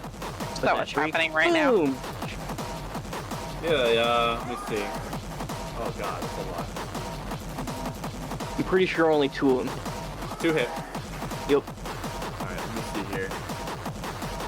Okay, looks good. We'll take this. We'll take this. Alright. End of your go. He will give off a molten scream in your face. Seeing that you've inscribed this on the ground, he takes it as a challenge. Turn it in kind. Here comes a molten shield. Bet. That was a 31 to hit. Oh my god. my gosh. Yeah, that'll fucking hit. You take 24 total damage. This Alright. damage is... That doesn't matter. Yeah. Bludgeoning fire.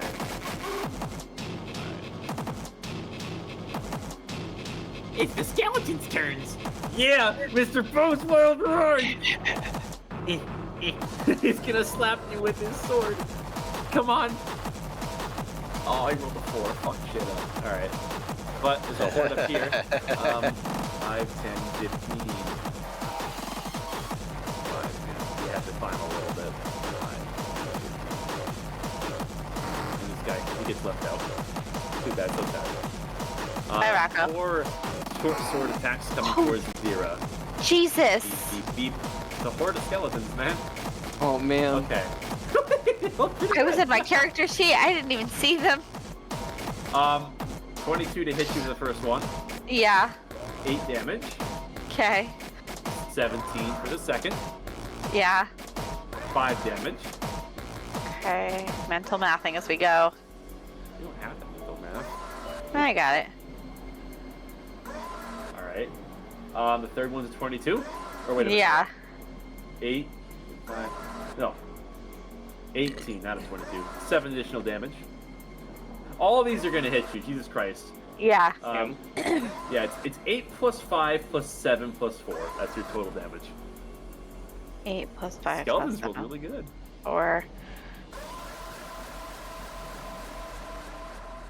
Okay. We're good. I got it.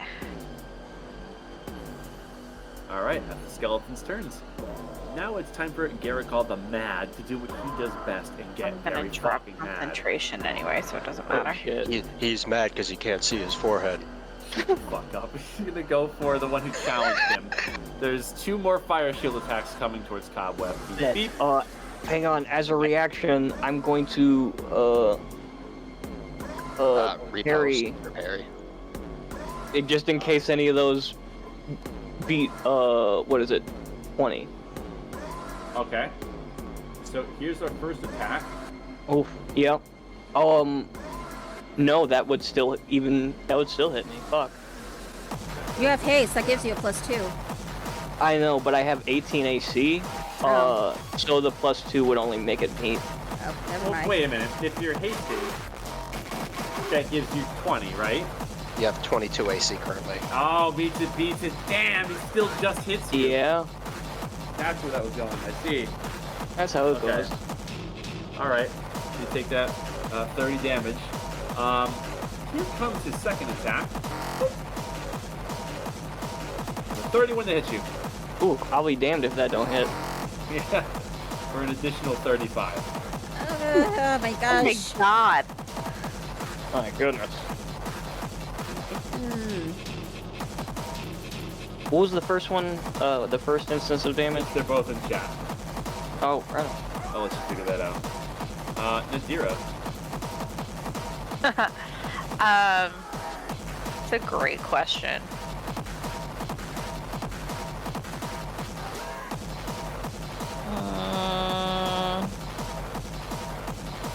Now that I'm surrounded, and of course this class has no AoE spells. None. None at all. 32. What the fuck? Oh, that's for fucking haste. Ooh, it is Another gone. one. You're stunned. God damn it. Oh, you get stunned. Yup. Right? Okay. Alright, I guess I'll just try hacking and slashing at them one by one. So, I'll go for, I guess, this one first. Okay. Just, I don't know, will I fucking There hit you go. something? Yep, that hits. Boom. Significant hit. There you go. Alright then. Mr. Bones having a bad day. Alright. I think that's all I can do. Yeah, that's all I can do. Spellbreaker. I have one chance of doing this right. She's within 30 feet of you. Okay. I'm just gonna put a circle around myself here real quick so I know how far it is.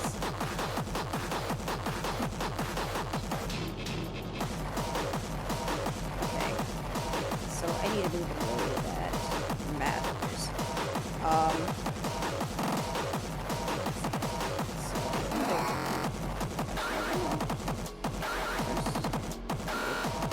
Lord, move, damn you. Gonna angle myself, well, before I move, does this area seem kind of sturdy at all for me to stand on? Yes. Okay, just making sure. It's a forge built up on this sort of thing, so yeah. Yeah, I'm gonna stand next to this chain here. And move this on top of me. Okay, that gives me coverage there. Alright, so we are gonna go ahead and use this. So I have one shot at this. Fuck. Oh. Wow! Yeah, so all the enemy creatures that are there. But wait, it says within 30 feet of me. But it's a 30-foot radius. Yeah, 30-foot radius is... Yeah. Oh, so I'd be Yeah, able to 30. encompass all the creatures then. Yes. Yeah. Okay, so I misread that. Alright. I need to delete that other one, excuse me. So yeah, all the enemy creatures need to make a constitution saving throw. Outwards from you, so it's going to be centered on you. Are you doing this then moving? Is it actually you're... Hold on. This would Yeah, have to I mean, be- yeah, that's what I initially had it centered on me, so... Yeah, all those creatures that are encompassed in the circle. Unless you like... Alright, Yeah. So, yeah. whatever. Oh god, that's really obnoxious. Okay. Jesus Yeah. Christ. All of them. We get the idea. So, Okay, or take thunder as well as radiant or and I'm choosing the radiant. And they take half on a success? Yes. Okay, so goodbye, goodbye, goodbye, goodbye, goodbye. Babe, you got Ooh. No this! chance. Yeah. There's not even there's no chance. Let's see how Garrett all does. Beep, bop, boop, roll that con save. Come on, buddy, you're good at this. Yeah! Oh, Yeah, shit. he succeeds. That's still half, so that's 8 thunder and 8 radiant, so 16 damage total. Alright. Thanks for damage, it gets extra angry. Oh, shit. I'm then gonna use my rest of my movement, because I think I'm gonna move like 5 feet. I'm gonna go ahead and move like right there. Okay. That'll be my turn. Alright. Yeah, Kraken.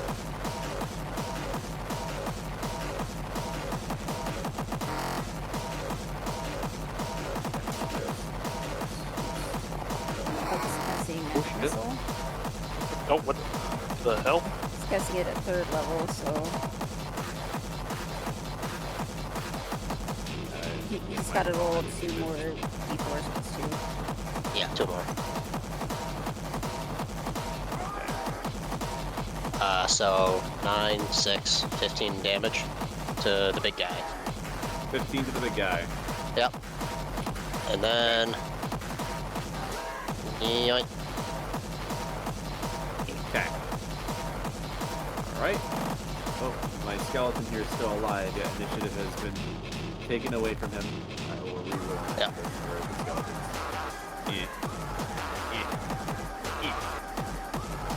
Okay. I'm gonna have one And then skeleton.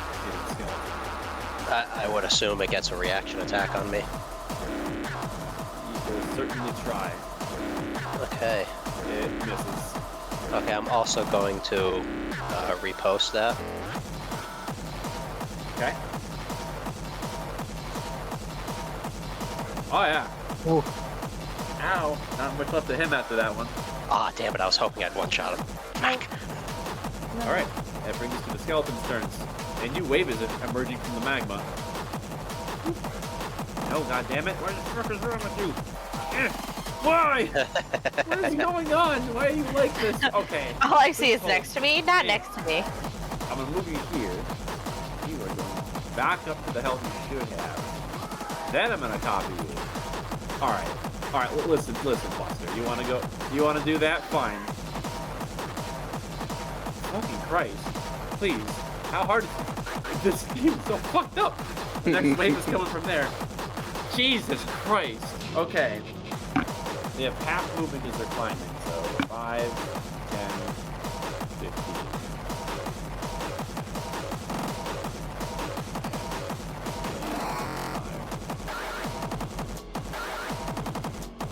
Okay.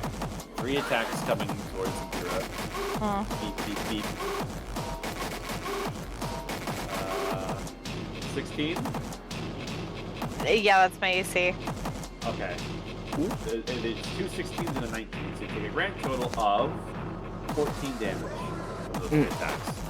Okay. And then Mr. Bones Wild right down here is gonna go for this guy here, for Mr. Cowboy. Oh shit! You see. Is that auto hit? That's a good Attack- question. Attack rolls against it have advantage. Okay, gotcha. So, short sword coming at you.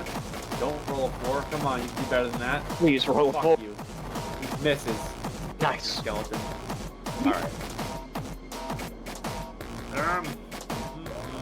I mean, I'm still getting curb stomped by a skeleton. It just doesn't hurt. Yeah. The shield is coming your way at the end of your turn. End of skeleton's turn. Let's see. Oh, he's advantage. Yes, that's good because he rolled a 2.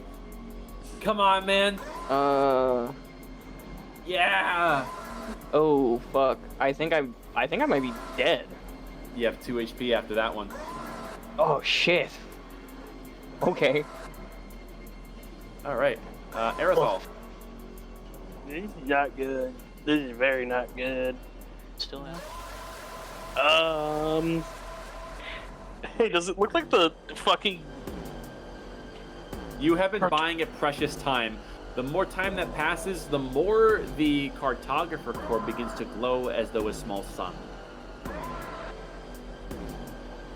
Realistically, we just hold it off as best as possible, and hopefully it gets done. Yeah. And then we just summon it Okay. back whenever we're over there. Yeah. Fuck it, we ball. So, is this, like, leveled with mine? Because it gets another 2d8 from added on. The challenge rating would be equivalent. Let me see. So whatever it's getting here. Okay, so it's a CR8, so it gets 1 additional d8 then. Yeah. So roll another D8. I don't know why I didn't inherit that. So yeah. Okay, so... 7. Yeah. 7 lightning damage. And then a bitch slap because of war magic. Never mind, I missed. 4. I swing and then I miss, and I swing again and then I miss. Hey, I still did some lightning damage. Okay. Yeah, you did. You can't take reactions because of that. I see. All right. Now, but you are stunned. However, Sure am. no longer. Yay. Reactions, let's go. And now, big guy's gonna hand out some naps. Fire shield coming towards Cobweb for Oh, a fuck. casual 24. Yeah, that's, damn. Okay, well, I'm going to repose so that I can deal as much damage before I get my ship pushed in. I think the attack has to be made before that is possible. If I'm knowing repose correctly, hold on a second. Just as whenever a creature makes a melee attack, you use a reaction to make one. Fuck it. Real cool. You can make your repose. Fair. Oh, I'm a dummy. My fault. Hey, Hey, that Oh hits. my gosh. let's Dude, go. I view it as like a sacrificial fucking hit from Basically, the... their punches collide. They both do damage, but Cobweb gets blown apart. Cobweb, this towering spiked shield comes crushing down upon you, and you just have enough life left in one of your arms not pinned down to get one glancing blow on this fire giant's belly before you are utterly annihilated. Oh, fuck.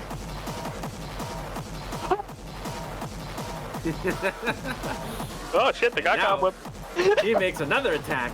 He's gonna go for, let's roll a D2. Oh, shit. Eeny, meeny, miny. That one. Okay, this one's coming towards Erythal. Oh god. Oh no. Shit, man. So I wasn't casual expecting 30 COD will hit you. zombies. Yeah, casual 30 hits. Yeah. He takes 29 damage. Cobweb, you can feel your reality get suddenly shaken as your consciousness is pulled throughout the arc for which you were projected, and you suddenly are back in your pod, and you gain 1 level of exhaustion. Oh, shit. He's sort of reeling from the feeling of having his head crushed like a grape, but he gets over it pretty quick. Ah, yeah. I have died before. Zadira. I am tired of these guys rocking my. You probably shouldn't stand there. Yeah, I probably shouldn't stand there, but they're all gonna reaction attack if I fucking move. They're good boys. They're not. You could do Disengage. invisibility, try to take advantage of sneak attack. Hang on. Let me just read something real quick. Okay, it's worth it. Let's try this. I am gonna try. Hopefully this fucking works. I don't. Oh, well, that's stick me in it too. Whatever. No, I didn't want to bring up my goddamn character sheet. Cast Entangle on those 4 fucks. Nice. Okay. We're gonna have to make strength saves. They're not very good at those. Boop, boop, boop, boop. They're all gonna pass because that's my goddamn luck. Your DC is 14. We have an 8, a 5, an 8, and Dicks. Alright, and then because we're magic, I'm gonna slash at the one that's in front of me. That's not an entangled. Come Yeah! on. yeah! Describe how you killed this one. Coming. I'm just gonna stab him and like huck him into his friends. Because I'm so angry. Maximum anky. You just stab this one through the sternum. You grab it by the skull and you go slamming into this one. Go ahead and just make an extra melee attack here. Just use How do sword I arm do stats. that? Oh, just sword arm stats. Okay, Yeah. great. It takes the 15 damage. Oh, He dies too. Christ. these fucks. Because you have a skewered zombie or skewered fucking skeleton flaming and you crit. So I'll allow that to apply to this. That's the 19. You kill both of them. Its flaming bones go tumbling back down into the hellish abyss below. Fuck these fuckers. Assholes. Okay. Fuck it, we're gonna try this.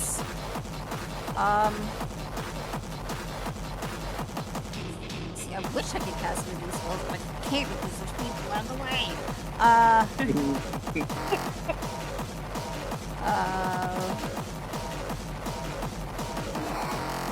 Alright, fuck it.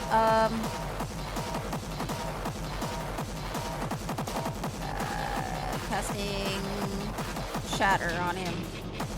Oh. Yes. He has disadvantage on the save. On save. Well, that'll do it, huh?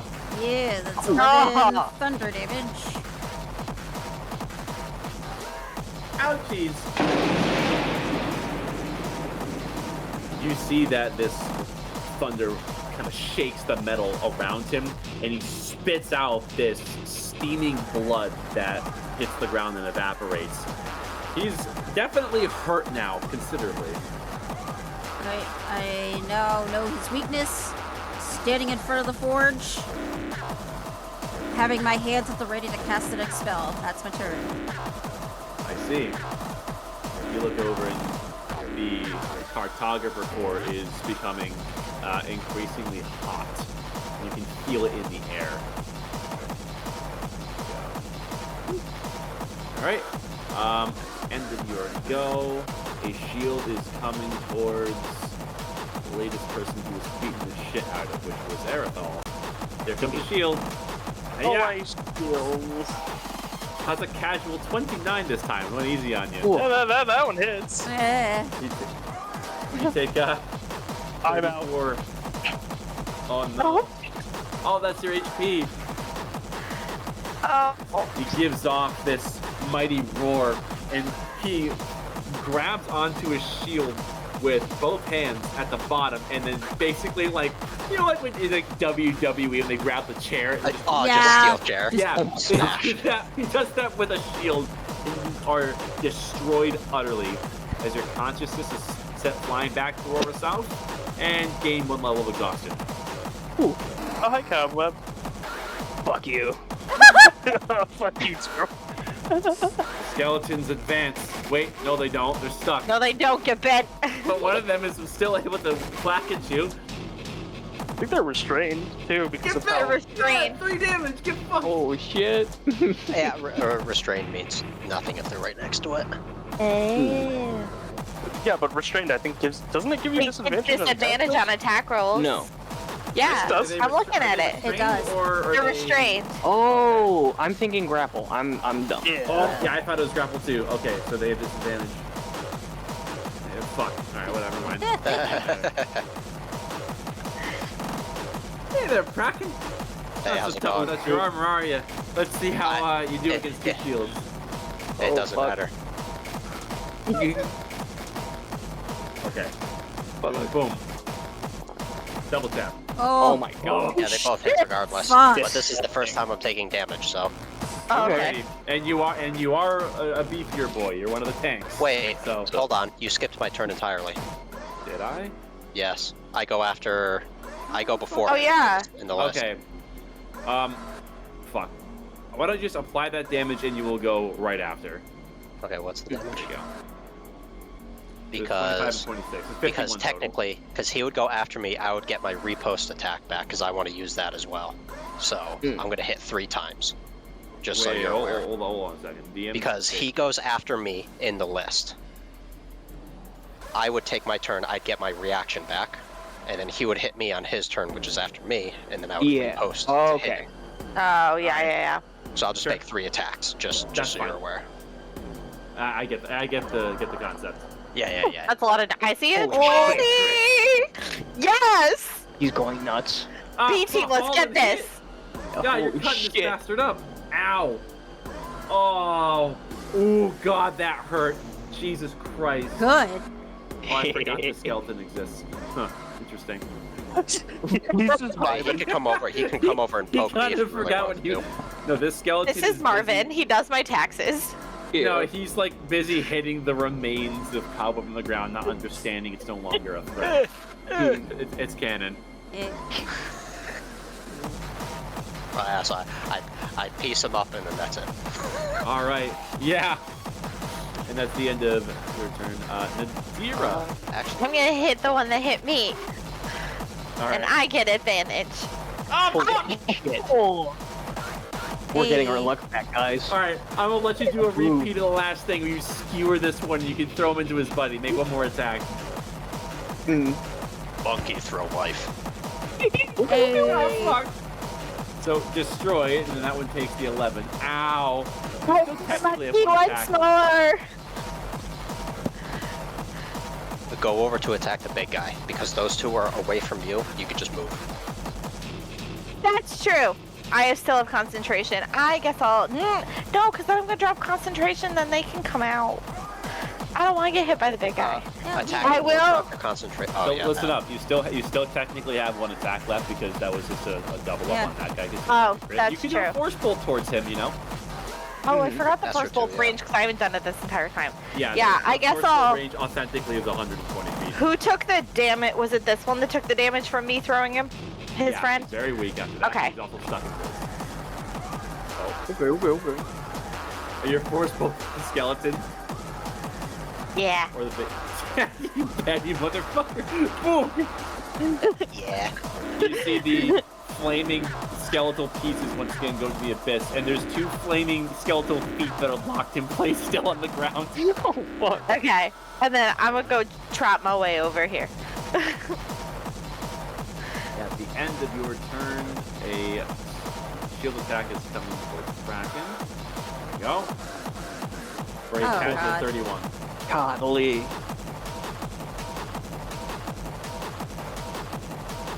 He's looking very hurt at the moment. You can tell that his war cries are labored and there is blood that is dribbling down his chin and onto his armor. His movements are sluggish. It seems as though there's some infernal rage that is not letting him stop fighting. He wants to kill all of you. Well, it's too bad he's not going to be able to even do that anyway, because Yeah. we technically won't die. That's Oh. right. And he can't Cool. cause any headaches either. We'll break be it. back. Alrighty. We're gonna go ahead and do the same again. At the highest level I can do it, which is 4th level right now. Oh. Okay. All right. He makes this a disadvantage. Good thing too. Oh. It's fucking crazy. Yeah! Oh, Yeah! 25 thunder damage, bitch! Get So fucked! sad. Bye, Rocco. Oh shit! He's so weak. He's so weak. Alrighty. Pussy All stomp that bitch.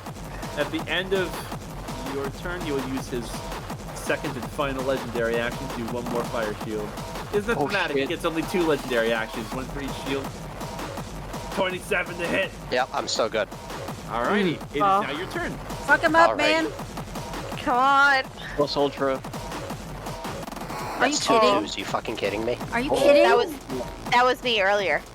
Don't forget to apply the damage you took from his attack.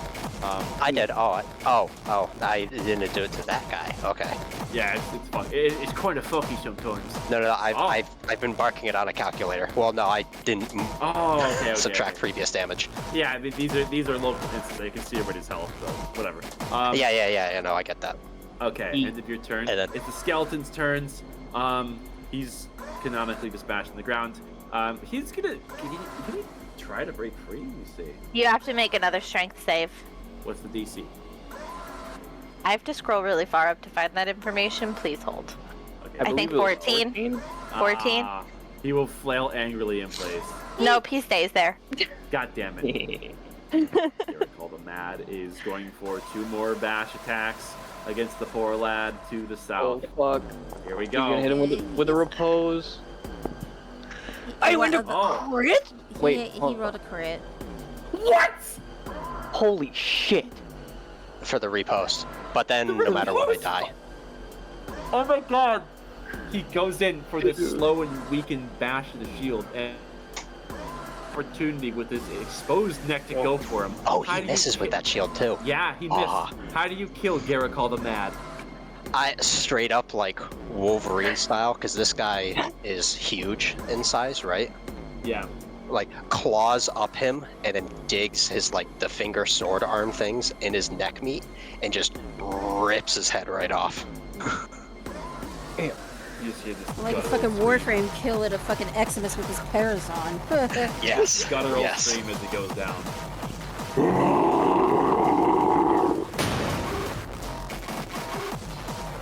And then I guess he just throws the head off over in the direction of that skull. Does the skeleton just yeah.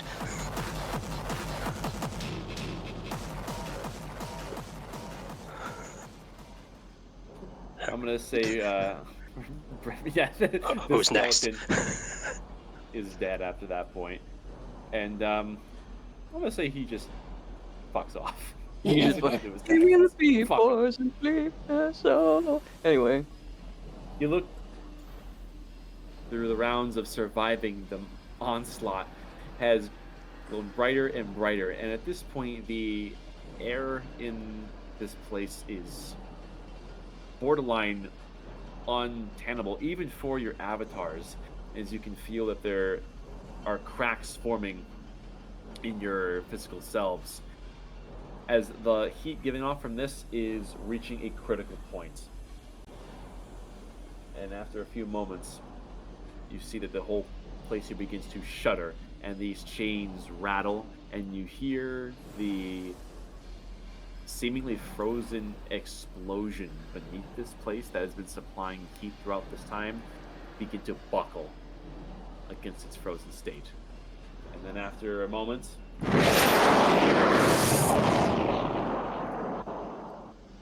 all goes to an explosive white.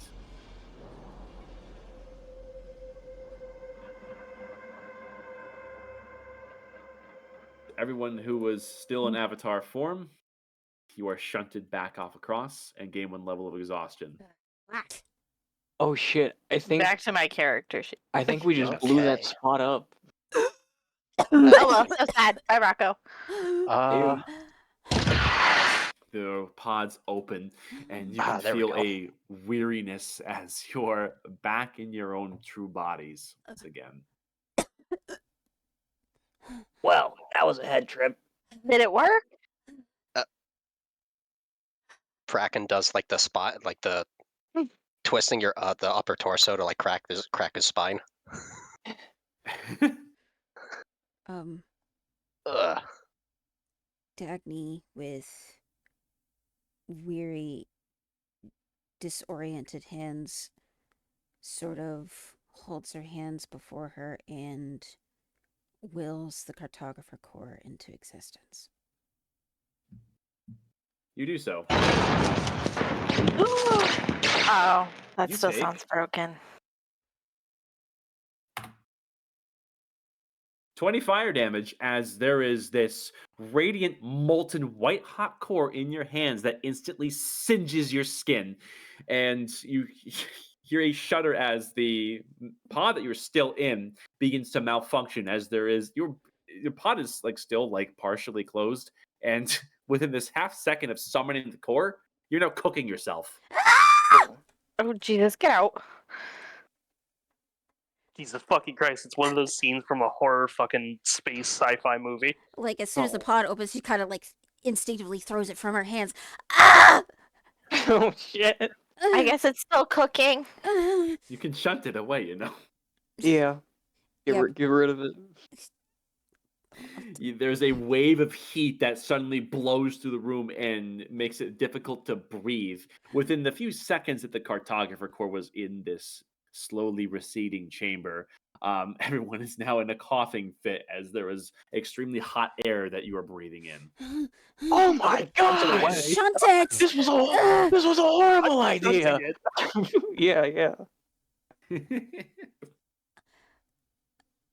And with that, you're slowly coming to and regaining your sea legs once again. This time, your authentic fleshy legs, or otherwise.